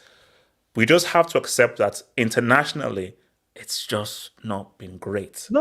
And this is what I said about Cristiano, and this is what I said to Ronaldo fans. I don't need you to win me a World Cup. No, I don't look for that. Just perform. Just give me a Forlan. Give me a Diego Forlan. And you know what? You've done your job. Give me a Davos Suker. Give me a Diego Forlan. And that's enough. Give us a Modric. Habo, give us a Modric. Give us a Modric. Give us a Hazard in 2018. Give us that. Even Hazard. And I'm good. Even Zard. No. Give us that. I'm good. Even Hazard. Oh, here's the thing. Give me Baggio in 94. Exactly, yeah. You can miss the penalty on top of that. You can't miss the penalty, but give me where literally you scored every single goal in the knockouts. Yeah. But you know what my issue is? My issue is that Ronaldo, like, maybe he shouldn't go to a sixth World Cup, because if he shoots another blank, it gets even worse. But at the same time, hold on, Casey, shut up. At the same time, you don't want to go to another. You don't want not want to go to your sixth World Cup and let Manuel Neuer have more goals and assists in knockout rounds. Wait, hold on. No, that's crazy. Okay, where did Neuer get an assist? Against England. Because I saw Twitter that he has more. Wait, when was the assist? Against England, 2010. Oh, that. Bro, holy shit! Right? Oh wow! Hold on. What? Did Ronaldo get an assist? Just an assist, man. Just a sweaty assist. Just little side pass. That's all I want. Whoa, that's crazy. That's a mic drop. He has done nothing in the knockout stages. Like, you see, okay, that's why. Where's no man? You see, for Ronaldo, I'm just trying to help, because it's like Messi did so much of that World Cup. He contributed so much, both scoring and creating and assisting, and you're yet to give me a goal contribution in a knockout thing. I'm like, guys, I mean, Ronaldo fans, I'm trying to help you, but it's hard. Like, club thing, I got you. Club game, I got you. Internationally, it's hard. To be fair, because my thing is always that, okay, even if I give you the Euros, cool, I give you the Euros, but then Messi has that Copa America and the World Cup. So it's hard. To be fair, like, in terms of Champions League, undeniable, the best. Undeniable. No. Undeniable. Hold on, Ricardo. Undeniable, the best. You can also make the argument Messi's the second best. Greatest. Yes. So that's even, I don't know how much weight you're gonna put that. But if you want to have bros play for Man United, for Real Madrid, and Juventus, the three most winning teams in their country, and those league title counts, man, they ain't looking pretty either. So yep. Just two leagues with Madrid also. And those Juve league titles, man, I don't know if we're counting those. Yo, bro, if Kazuyoshi can do it. There we go. Shout out to your boy Kazuyoshi. I generally think that this, like, my problem with, like, the Cristiano Ronaldo and Messi fans, just why can't you just celebrate their career without mentioning each other or without, like, colliding with each other? Because as soon as you do that, it's not going to look good for one of your boys. No, but man, do you know what the issue is? Is that Cristiano, I think Cristiano welcome. See, Messi, I've always said, never cared about the rivalry. He never cared at all, ever. Cristiano cared so much about the rivalry. By him even mentioning it, he cared, and by him doing it, it gave Ronaldo fans that feel to be like, I've got to keep on going. And Messi fans be like, oh, you're trying to insult a guy. Okay, then we have to keep going. You know what makes it worse? Even in the competition that he's the greatest, which nobody denies, it's the same competition that Messi dunked on him in the final, bro. Like, and in the semifinal too, Ricardo. In the semifinal too. Oh yeah. With the header, by the way, which is and then took on his whole team. Bro, let's even put football aside, guys. Right? Even in class, Messi's ahead. The guy don't even look at this guy as a rival. But Ronaldo can't even sleep. I mean, come on, guys. No. Because this is what I was saying. Look, remember also the interview with Eric Ten Hag, like and with the Piers Morgan, where he talks about he says like, "Hey, I'm gonna win this World Cup," and he mentioned Messi. For me, I always said like this: I admire Cristiano for the hard work he puts in, his dedication, and him even trying to compete with Messi. But my thing though is that it's one of those things where like Cristiano, you can't compete with Messi, because the guy is just on a different level as a footballer to you.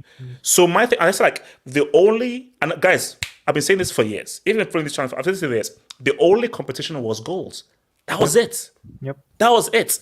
So, and the thing with Messi was Messi then forgot about focusing on goals and was now a full player. So even if you use goals, one player was primarily focused on goals. Another guy was like, I've got to score goals. I've got to dribble. I've got to facilitate. I've got to create. I've got to assist. So when a guy is doing so much offensively and with the amount of talent he has, Cristiano, you never stood a chance to compete with him. Yep. And that's why I said when I'm looking at like, guys, why are we having this debate and this myth? Messi is just on a different level. If Neymar did what he was supposed to do, that's a more realistic rivalry. But Neymar, that's a whole other discussion to have. So ask this guy to give us one assist in a knockout game, just one. Bro, like no, Casey. What I need from Cristiano for him level is either a top scorer at the World Cup or you're one of the best performers at the World Cup. You've never been that. Just give me one of those things where you're one of the best performers or you're top scorer. Davosuke did it with Croatia in '98. How many good World Cup performances does Ronaldo have? Zero. No, Spain. No, Spain. You can say Spain, but at the 5 World Cups. And also, didn't he play well against France in 06? No, not clear. Stop it, bro. No, I don't like France 06. Respect Kim Jong-un's team. Yes, I mean, guys, why can Ronaldo see? People just don't want to be happy. Why can Ronaldo fans be happy with Mr. Champions League, the greatest Champions League player of all time, an amazing club goat? But overall, when you combine club and international, you're just behind Messi. That's not bad. No, he's not the greatest club player of all time also. Like his league record it's okay. No, but he's the greatest Champions League player of all time. Champions League, yes, 100%. Yes, he's the greatest Champions League player of all time. Like that's not denied. And that's see, why can't you hold on to that? My guy is the greatest Champions League player of all time. Cool, that's good. But when we're talking, but you can't enter the GOAT conversation because the GOAT convo you need the two flex: club game, international game, and you need the World Cup. Messi has won the sextuple and 2 trebles. No, Habo, I think the issue, right? The whole agenda was that Messi doesn't show up in big games. No, I think that World Cup kind of completely destroyed that. Yeah. So wait, hold on. So Harris Ankara Messi, who says Maradona's sacrifice for Messi to win the Copa and the World Cup. Chill. Yeah, look, that's what. That's crazy. It was the Argentine government that did that. Okay, all right, let's keep moving. Average fair. CR7 isn't even ahead of Maldini, let alone Messi. I mean, like we were confirming a defender and a thingy. It's a bit tricky. At that point. Ankara Messi, wait. Saw CR7 fan on X, Twitter, saying that it's next level illness. What? You see, I told you, like, no, it's like, because I'm now scared that people will still be debating when these guys are in their 40s and their 50s. Ankara Messi. That's just because. Bro, you I mean, why? Blame, right? You know who I blame, right? I blame upcoming players not being not knowing how to play. No. Do you know how I blame the most? I hold Neymar most responsible. Yeah, because it's supposed to be that bridge gap. I put Neymar. Absolutely. I put you most responsible for this because Neymar, if you did what you were supposed to do, we don't have this stuff. You have a World Cup, you have UCLs, you have Ballon d'Ors, and now it's like we're not living in the Neymar era. No, but so I hold Neymar squarely responsible for this crap. That is true. Also mentioned for longevity is because like these players have been around for so. But Elias, I'm saying that Neymar is talented. For me, for me personally, Neymar and Messi, that is the comparison you have. I agree. But Cristiano and Messi, for me, if you know football, that was never a comparison. You're comparing a goal scorer to an overall footballing talent. Neymar is an overall footballing talent. Cristiano is a goal scorer. Wait, hold on. Elias. Is that so many people have grown up with these players, for example? Like how long has Ronaldo been playing at the highest level for like 10 plus years? The same thing for Messi. Like so many people have been growing up watching these guys. And like when you think about it, what other players have been at the top level for that long and performing at that level? Like you can name them. Wait, hold on. So guys, please drop a like, guys. Please hit that like button. Please hit that like button. Please hit that like button. Thank you, guys. Neymar ain't winning the World Cup in 2026, bro. His last chance was this past World Cup. It's over. We're rigging that for him. Does Neymar have any ties to America? Would America rig it for Neymar? No, but we're doing it somehow. So okay, well, okay. Football Hut's gonna make it happen. Okay, so Ricardo, talk to your Canadian peeps, bro. Let's Greg Seal or something, bro. I got a couple questions for you. Yeah, go for it, bro. My first question is, I know for like the history merchants, so myself, Mike, maybe you, KC, the Messi Ronaldo thing. Would you technically compare this to Pele and Eusebio? No. Wait, hold up. In what sense? So remember, Messi has the international accolades. So like he's won a continental title for his country. So World Cup, Copa America. Eusebio did better in the club ranks. No, not the same. Because Messi has Champions League accolades. League accolades more than Cristiano, and also he's got the inside. So no, it's like that's not something comparison. I could be wrong here, but I think Pele's Santos actually beat Eusebio's Benfica in the. They did. Yeah, they in did. 61-62, I think. They did. And then no, it's not the same. I just wanted to get that off my system. It's not the same. No, because but I think that's the whole point. The issue is Neymar is a problem here. Neymar is a problem because my thing is that like for me personally like this whole Messi Ronaldo thing. Look, come on, guys. Like December 18th should have just been a fine point, and now let's not look into the new era of these new players now. But I think the key issue is Neymar. Like guys, Neymar failed, and guys, I'm sorry in the streets, Neymar is not winning that 2026.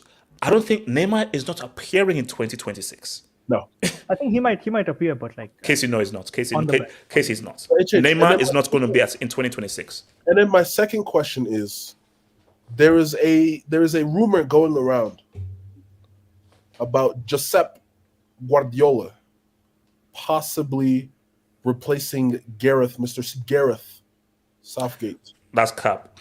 No. No. Southgate supposedly is leaving after the Euros. Pep can only coach technical players, bro. And the top two on the short list of the FA is Pep and possibly Grandpa Roy Hodgson. Elijah, can Pep coach Rice? I say Roy Hodgson, man. Jesus Christ. Let Roy this man retire, man. It's just Roy Hodgson. Let this guy retire, man. That's putting him on the short list. Bro, Hodgson can hardly stand straight, bro. That guy is not another international. Joseph to England? He's literally away from not existing. He's opened the border forest over there in Crystal Palace. Wait, hold on. Let me. So shout out were easier. So Cap HH.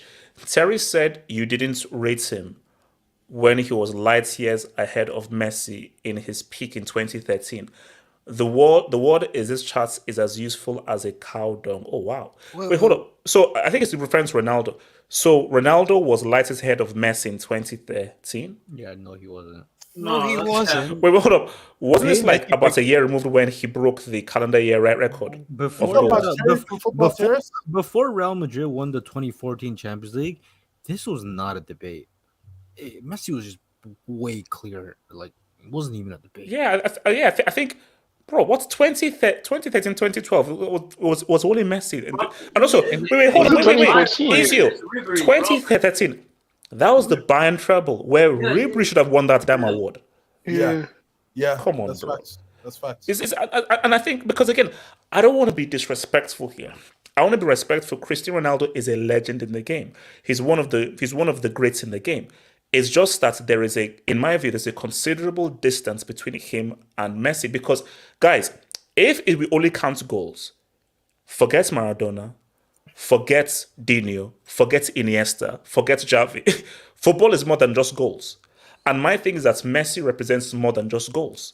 So Messi is football as a whole. Cristiano Ronaldo, it's goals. Goal scoring is your argument. I know you're like a proper hater of Messi, which I respect. I'm not a hater. I'm a lover, not a fighter. Okay, well, whatever. Okay, you're the most objective football analysis. Yes, thank you. And the GOAT analyst. Yes, GOAT analyst. Yes. I want you to honestly just like don't cherry pick, but like be very objective. What holes does Messi still have in his career? Objectively speaking. Can I say something, Ajay? Wait, hold on. Let me respond. Let me respond to him. The only thing is, for a person that talented, and this is me fully being objective, I wanted a truly outstanding individual performance. Let me explain. Hold on, let me explain. In what? No, wait, hold on, let me explain. What Messi did in this last World Cup is what R9 did in O2. R9 was not amazing in O2. And because his knee got grenaded, he wasn't the kind of explosive player that he was. Messi's World Cup, where, bam, this is the Maradona World Cup. This is the R9 and 98 World Cup, was 2010 was a bit too early, 2014 and 2018. Now, 2018, the team was a mess. 2014, really don't know what's happening. But I think for a player that's good, who is one of the most talented players that we've ever seen, what I wanted was a World Cup in which this guy just does amazing things. Like, just does outstanding things. Based on his age, this World Cup was about Gid. So this was his Gid World Cup. I don't have the legs or the physicality or the sharpness to be that mad, crazy, outstanding, unstoppable, extraterrestrial player as I was in 2012, 2013, 2014 when I was younger. So based on my age, I now have to play like Gandalf football, where it's not about being smart, it's about Gid. But wouldn't you say that's equally as impressive because you're doing it at a declining physical body? No. But I don't think you hear what I'm saying. I respect, because see, there are two ways in which I give you that's dub. Gid and like Lala and eye test. Now, I really respect Gid, which is because Ireland on Otto was Gid. I'm just here to get it done. So for Messi was no, I'm here. My team needs me. Goal assist, I'm here to get it done. So this was his Gid, so I respect his Gid thing. But what I wanted was that 2012, 2013 Messi where you were out and out, basically Maradona in 86. Yeah, but that's so circumstantial though. Like, it's not. No, but can you just ask me now, what are the only holes? What for a player who we consider arguably one of the most talented, if not the most talented player that we've ever seen? I wanted a performance like Maradona in 86 where you do basically I wanted a thing where you score one of the greatest goals we've ever seen at the World Cup. I understand that. But everything you're describing is effectively what Messi was doing in the 18-19 season. It's just that he doesn't have the treble to back up the performance. No, but that's it. What he did in 18-19, I needed that on the biggest stage and most important stage of the World Cup. Okay. So again, I told you, and let's be real, that's a pretty insignificant hole to have. Like the only thing, because he's done everything. He has ticked every box I needed him to tick. I need that international trophy. I need that World Cup. I need that knockout goal. I need that clutch goal.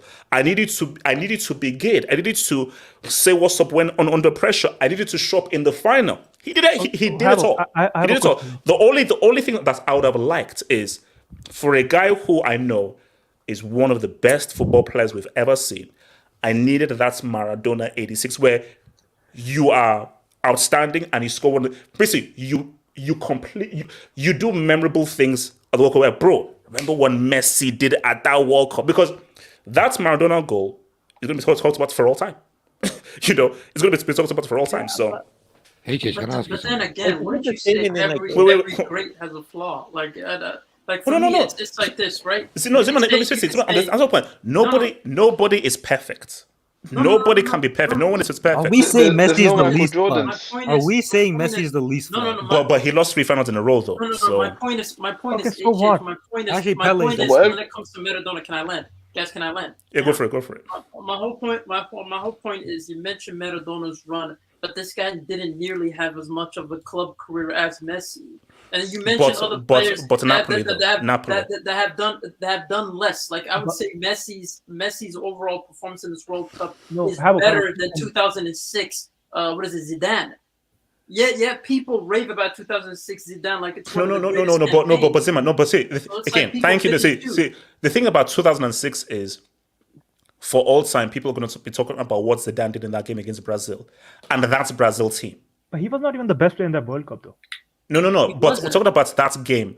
What's Zidane? Because what's that? And basically, it was him and or Cannavaro. Take your pick. But what Zidane did in that game was like, that's historic. Like, that's going to be played again and again. Zidane single-handedly beats Ronaldo, Dino, Adriano, Kaká, and all these guys at their peak. Well, no, Ronaldo at his peak, but pick Kaká, pick Dino, pick Adriano. All these guys at their peak. So I remember, before that 06 World Cup, guys were like, no, it's over. This Brazil team, it's over. They're unbeatable. And for what Zidane did pretty much single-handedly, that is what I wanted from Messi. I wanted a game where we're going to remember this moment, this historic game, this historic moment, this historic time. Because Maradona has his solo goal. Zidane has that crazy performance that he did. Aaron has that comeback thing of where I came back, busted up knee, top scorer, both goals in the final. Both of the goals in the final, the only goal. So that's the only thing I'm just missing. That last thing. But again, no one is perfect. Nobody is perfect. I just think you're just writing stories at this point. I mean, if you don't like it, then. Yeah, I gotta be honest. Your bias is it's just a story. I mean, I can Casey, nobody is perfect.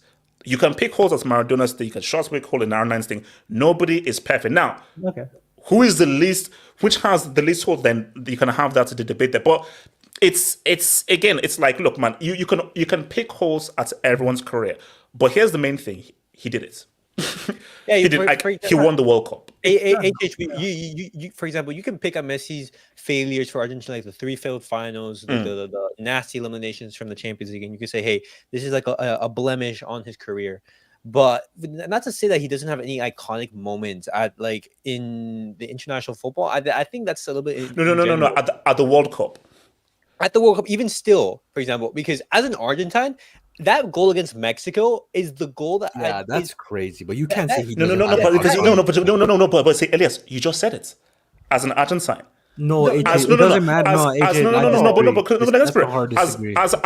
As a citizen of planet Earth, everybody knows about when Maradona took the ball from the halfway line and dribbled past 6 individuals. But that's because there's so much time removed. But it doesn't even matter if Elias is Argentine or not. Like, even for myself, like anybody, bro, that Mexico goal out of nothing, that game, and then you look at okay, Ricardo, are you Ricardo? It's not even. Ricardo, are you honestly? No, I'm just asking. Ricardo, not even just are you honestly putting? Let me just ask you: are you honestly putting that Mexico goal on the same level of that Maradona goal against England? It's not about putting it on the same level. It's that he has one. He has that. He has the assist against Netherlands. Bro, that pass is like precisely perfect. The way it goes through Ake's leg, and then you're also looking at the one against Croatia. Like, you can't. Those are huge moments, man. You can't overlook that. And then on top of it, you just think of the amount of trophies as Messi has won. Messi has won the most trophies in all of football. Like, for example, let's say you want to compare Maradona and Messi, and you want to put that Napoli league title. Okay, put 4 Champions League and Messi's 11 league titles against that one Napoli. And what happens if he wins with Inter Miami? And then he has 12. No. But well, I mean, that's Napoli league title holds massive. But there's the issue with Okay, there's the issue like- with Maradona though. It's with Boca Juniors. He didn't win the Copa Libertadores with Boca Juniors, and I think they had won like 2 before he joined them. That's an Okay, issue no, with yeah, Maradona. that's a blemish. No, but still, what he did for Napoli with that team, and what he did for Argentina with that's that team. voted. Like, that's why he's Is one that, of the two. because again, that's been like it is all agreed that the greatest individual performance at the World Cup is Maradona in '86. That is again. Yeah, I would agree Nobody with that making like nobody fully carries the team because he had to have help in the final. The closest to a one-man carry job was Maradona in '86. That was the closest. Messi did his thing, but this was a good Argentina team where people showed up. Like, so of course, without Messi, they don't win it. But Emi Martinez saved 2 damn penalties. Emi Martinez saved three penalties. That's huge. He saved 3 damn penalties, which is huge. And we already know what the hell freaking De Maria did in the final. So my thing is that 100%, like, he has his thing. All I wanted was an all-time World Cup Messi performance. You see, this was a good performance. What I wanted was that goal against Real Madrid, where he dribbles past all those guys. That goal against Athletic Bilbao. Like I wanted like a historic goal. And Getafe, like when he was like a 19-year-old. Yeah. Like what I wanted was that historic kind of a goal at the World Cup. You know, which he probably would have done in 2014 and 2018. Let me hit this Dubinsky's, man. All right. So shout out to Abritz Fair. Give Falcao the service of Real Madrid. He scores 50. Are you talking about Radamel Falcao? Yeah. He's comparing to Cristiano Ronaldo, essentially. I'm not sure. No, bro. Let's give Cristiano his due. Cristiano was a crazy goal scorer, bro. Shout out to Lugo. Easier. Messi couldn't lace CR7's pinky toes in 2012. Deluded. Wait, wasn't In this La the year in Liga, which yes. he broke the goal thingy in the calendar year? It was. Yeah, it was. Wait, but how? then, So like- you're saying that Cristiano was light years ahead of Messi in 2012? What? And the year before, Messi dropped that performance against Man United. Come on, guys, stop it. in Like the final. P. Christian was crazy, guys. Come on, let's now we're disrespecting Messi. Now, come on, let's stop him, man. Stop. Average fair. 11-12 Falcao, 36 goals and 12 Gs in the Europa League is dud. No, Falcao was damn good. Hence dropping 50 goals because of the Real Madrid service. No, he's not. Okay, no, he's not. Like, let's put some respect on Cristiano's name. Let's put some respect on his name. Abdallah, where is Messi's Scudetto or Premier League trophy? Are we really doing this? Are we really doing this? Doesn't Messi have a better? Did he do it in a cold night at Stoke? Stop it. Oh, wait, Stop it. I don't know. Wait, hold on. AK, what's it? AK. Doesn't Messi have a better record against the Premier League top 6 than CR7? He does. I can attest to that. No, but guys, look, see, this whole thing of like, have you done it? Like, guys, if a Norwegian tree trunk can test tube and menstruate the goal scoring record in his debut, Messi's dropping 18. That's in that bomber. But HH, okay, Messi is sacrificing we said that when he went to the French league. But HH, it didn't happen. That's Africa tax, Kenny, man. That's Africa tax. I think it was 34 wins. HH. Yeah, but he cooked United. He cooked your club. He cooked Arsenal. But did he cook us though? He did. He didn't really cook us. He did. Elijah, don't do that. Come on. Wait, hold on. So shout to easier way. So Messi robbed CR7's 2012 Ballon d'Or for stats padding. Laugh out loud. Oh my god. Bare coaches came out and said it. Also, he robbed 2010, 2015. How did he rob 2019 and 2020? Oh my. About to rob. How, bro? That's this thing that just aggravates me. Do you know what this man did in that 18-19 season? That's arguably his best ever season. Yeah. Also, so that's arguably his best ever season. He robbed Van Dijk. Also, Man, in what's wrong with these 2012, people? didn't Ronaldo miss a penalty against Bayern Munich in the UCL semifinals? Yes, and stopped on Kumu from losing to us in the final. Against Chelsea, so. No, On they top have of lost us. 2015, No. got a treble. No, He no, won, no, like, no. he won the, and he was like one of the best players in the world. Yeah, well, it makes no sense. I don't know what you robbed in 2015. Shout out to Abris Fairman. I see what HH means. Messi did everything. We said he couldn't at the end. Zidane's peak 98 to 2002. He got the World Cup Euro CL. I prefer Zidane, but Messi over Zidane. True, but does Messi have a performance like that against Brazil of the World Cup? That's what I'm saying, bro. Shout out to the Zid. Nazi5H, thank you for the debate scheme. Thank you for that debate scheme, Brits Fairman. How did Kolo Muani, Bellingham, Saka, Bono make the top 30 Ballon d'Or shortlist over Rashford? Rashford got 41 goals and assists in 56 games, 9 goals and assists against the top 6, top scorer for England at the World Cup in half of Saka's minutes. Top scorer for England? What do you... Was he? Was it top scorer for England at the World Cup? I don't remember that. But top scorer. Yeah, I don't remember that. Yeah. He got 2 against Wales and 1 against Iran. Wait, with 3 goals? Yeah, I think that was See, the top that's scorer. Yeah, come on, bro. I mean, let's stop it. And also, what Saka got, so he only got 1 more than Saka. Stop. You see, Bellingham, sorry, Rashford, put him in there ahead of Benzema or Modric. Yeah, like Benzema, Modric do not deserve to make that list, So, but Rashford ahead of Bellingham, no. No, he's ahead of. What did Bellingham do last season? Golden Boy tax. Golden Boy tax. Going based on trophies. What did he win though? Golden but it's Boy not just tax. trophies. It's not just trophies. You can't just use trophies. It's performances. No, his performance. No, his performance for Dortmund were very good. Bro, and also, let's be real. He was one of England's best players at that World Cup. In his first World Cup. He wasn't top 2. He What wasn't we top 2. He won the kid at that World Cup. He wasn't top 2. He won the kid at that World Cup. That's true. Yeah. Who was top 3? Wait, hold on. Who are the top 3 in the World Cup? I don't think Bellingham. I'll tell you the top 3. Okay, go. Let me wait with the 3. Okay, Gvardiol was better than him in that World Cup. Who? Enzo for Gvardiol. Gvardiol. Yeah, Gvardiol. No. Yeah, he was. After what Messi did to him, take him out. No, he was. He was. Nah. He was. After what Messi did to him, now. Go.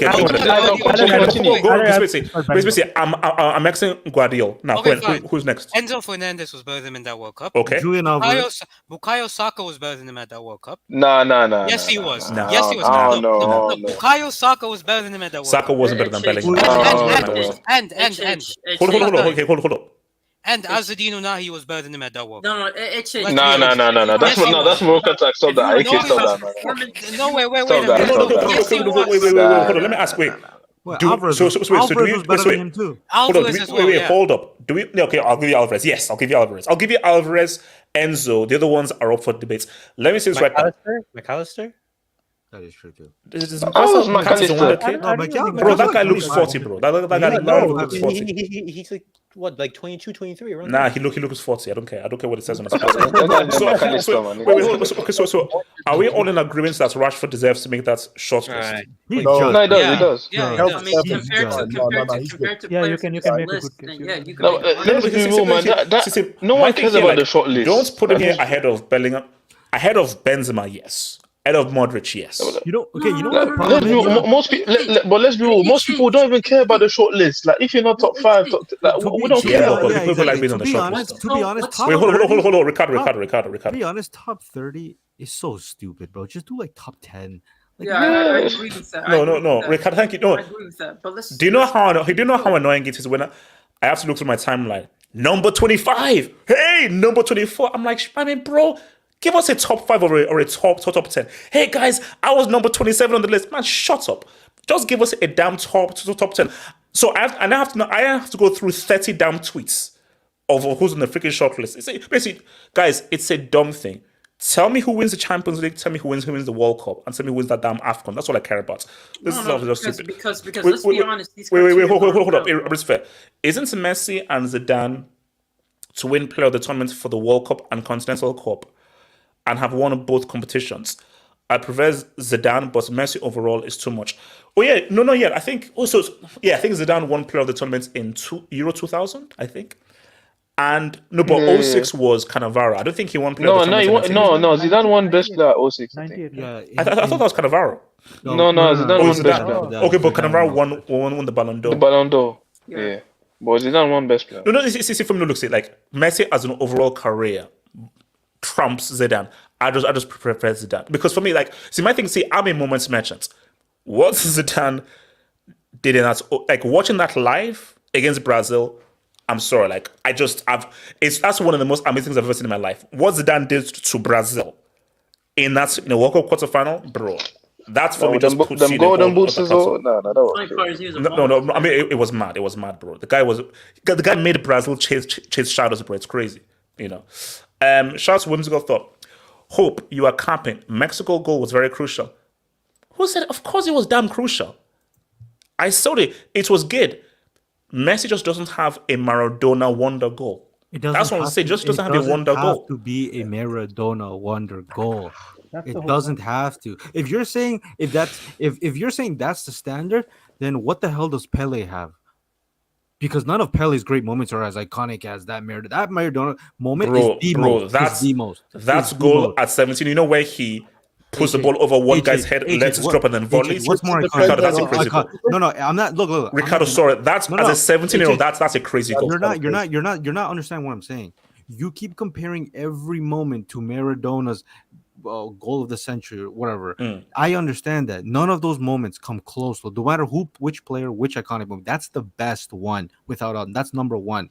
But if you're saying that if it's not as good as that, then the moment is not iconic. No. Then none of Pele's are. No, Ricardo, hold up. Pele's that goal is close. It's because first of all, it's the nature of the goal. As a 17-year-old against fully grown men, bro. They should show that clip. That's an iconic football clip. That's a goal that Pele scored. That's my point. It's iconic, but you keep making a comparison that Messi doesn't have one compared with what Maradona has. No, that's what I'm saying. Like, I wanted an iconic Messi moment at a World Cup. That's what I wanted. An iconic moment. It might become iconic in the future. We don't know that. No, but you don't know that. How is the likes of Maradona's handball considered iconic? You consider that it's called gate. It's called gate. It's called gate. What I mean, what about Zeman? It's called gate. No, basically. Was Mexico not good? Zeman, arguably, that hand of God is greater than the wonder goal. Because that hand of God says that I'm by any means necessary, bro. It's pick and choose. And I'm sure Elias agrees with me. It means that I'm doing everything for my country. I'm taking that. Yeah, thank you. 100%, man. What the hell? Shout out to Nathaniel. Thank you for the Nathaniel. Messi versus Haaland, no look, through legs straight to Molina. He dribbled to the spot where he can make the pass with perfect timing. The GOAT pass. Great pass. Superb pass. It's not an iconic moment. It's an amazing pass. It's not an iconic moment. For you. Because name me a better pass in World Cup. Name me a better pass in World Cup history. What's it called? Pirlo to Grosso. Get the fuck out of here. 100 passes, man. Pirlo to Grosso. Get the fuck out. Pirlo to Grosso. That's one of the best ones I've ever seen. Pirlo, and also we could do this as well.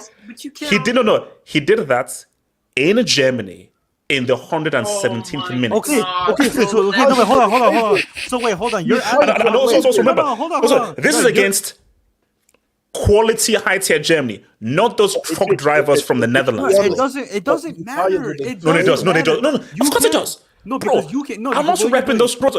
That is the worst Dutch team I've ever seen in my life. That 06 Germany team was. That is the worst Dutch team I've ever seen. No, HH, what you're doing, you're bringing one down to bring up yours. You just added context to Pirlo's pass, which is fine. It makes it great. But this is why I said Mexico's goal, the goal from Messi against Mexico, when you look at the context of that situation, Argentina had nothing going for them. And they it's freaking Mexico. It doesn't matter, bro. He needed to score that goal, and he scored. I know, and he did because you should against Mexico. But who was the goalkeeper? If you want to talk about, what a great team Germany was. Ochoa. We're talking about the greatest World Cup goalkeeper that's ever lived, bro. Come on. In 2006, No. Pirlo's passed to Grosso in 06. 06. From the corner kick? Is that the pass? No. Wait. When he came from the corner, Pirlo had it. Five guys are around him. No look pass. Wait, hold up. I'm looking at that pass, HH, and I'm thinking. Bro, there were 3, 4, 5 guys around him. It's the 170. No, hold on. 170 minutes. You decided. Is it 4? Is it 5? You're just adding players. That's pass. I have it right here. And that pass is like you see, you're looking at it through Argentine eyes. No, it's not, bro. You're looking at it through Argentine eyes. And you're looking at it through South American eyes. No, it's not. Take your South American eyes off and put on human eyes. I'm not saying. Take off your South American eyes and put on human eyes. This is the problem. I'm saying it's a good pass. Everybody remembers that pass. I don't need to watch it to know it's a quality pass. But you're literally downplaying Messi as what he's done. I'm not downplaying him. I gave him the Dubinsky. I stood bro. Listen, guys, I said Messi. Because I said, let me say it again. Messi did it. Good. I just need that. I need that. Wow, man, Messi, man, wow. That's man. I just need the iconic moment. Hold up, Zima. Put it this way. I once said. But that's Mbappe volley in the final. That's what I wanted from Messi. Bro, what? That's what I wanted from Messi. That's what I wanted. That's what I wanted. Listen, I once said how Mbappe made me feel about that goal. I wanted Messi to make me feel at that same time. No, they only made you feel better because it saved you from Messi winning. The only reason why you're pointing to Mbappe, let's keep it clear, bro, because he's a brother. That's the only reason why you're okay. You know what? Keep it a bean, bro. Keep it a bean. Two. You're talking about that Pirlo pass. Man, that Messi pass had more precision than that Pirlo pass. I remember that was a great pass by Pirlo. But let's keep it real. Against that Bombers Netherlands team. Netherlands was a good team. It really went through late. It went through a maze. Let's keep it real. Please. No one's repping the Netherlands team, man. Shout out to Izio. HH, you are docking my points. How does missing a penalty in 2012 and stats padding mean anything? Top down, CR7 was miles ahead in 2012. That's a fact. So you're saying that Messi was a stats padder in 2012. Izio, what the hell are you smoking? What is that? Wait. Isn't that the same logic you can use against Cristiano Ronaldo missing the penalty against Bayern Munich? No. But this guy, he's calling Messi a stats padder. Messi has never been a stats padder. Well, I guess he was stat padding against Real Madrid, bum ass team. Oh wow. No. Izio, like, I'm sorry. You have to accept that Messi was always a better player than Cristiano, pretty much. Like, maybe it was close, like, at one point, but for the bulk of their career, Messi has been considerably a better player than Cristiano. In my view, there's never been a comparison. It's never been close, in my view. It's fair. CR7 never did dud like Zidane carrying 16th place Bordeaux to a UEFA Cup final in 1996. Casey, you bum, are you listening? Bloody hater. Beating Casey, shut up. Beating AC Milan on the way to the final. They did lose the final. There you go. Thank you. Are you happy now? Casey, you bloody hater. Thank you for the dub. Showing Casey as a hating prick. Wink. Saka was cooking France like crazy. Jude ass who? Oh wow. Damn, come on. No. Bellingham played well, man. Don't lie. Bellingham played well. Yeah, Easier. So, last one. Google CR7 2012 and Messi 2012 competitions. Easier. There is nothing you're going to tell me that's going to convince me that Cristiano Ronaldo was better than Messi in 2012. It's not happening. Oh, yeah. It's not happening, bro. Comps now. With the comps, man. Wait, bro. Wasn't that when... Bro, here's the thing. I sat down and I watched every single goal he scored in that year.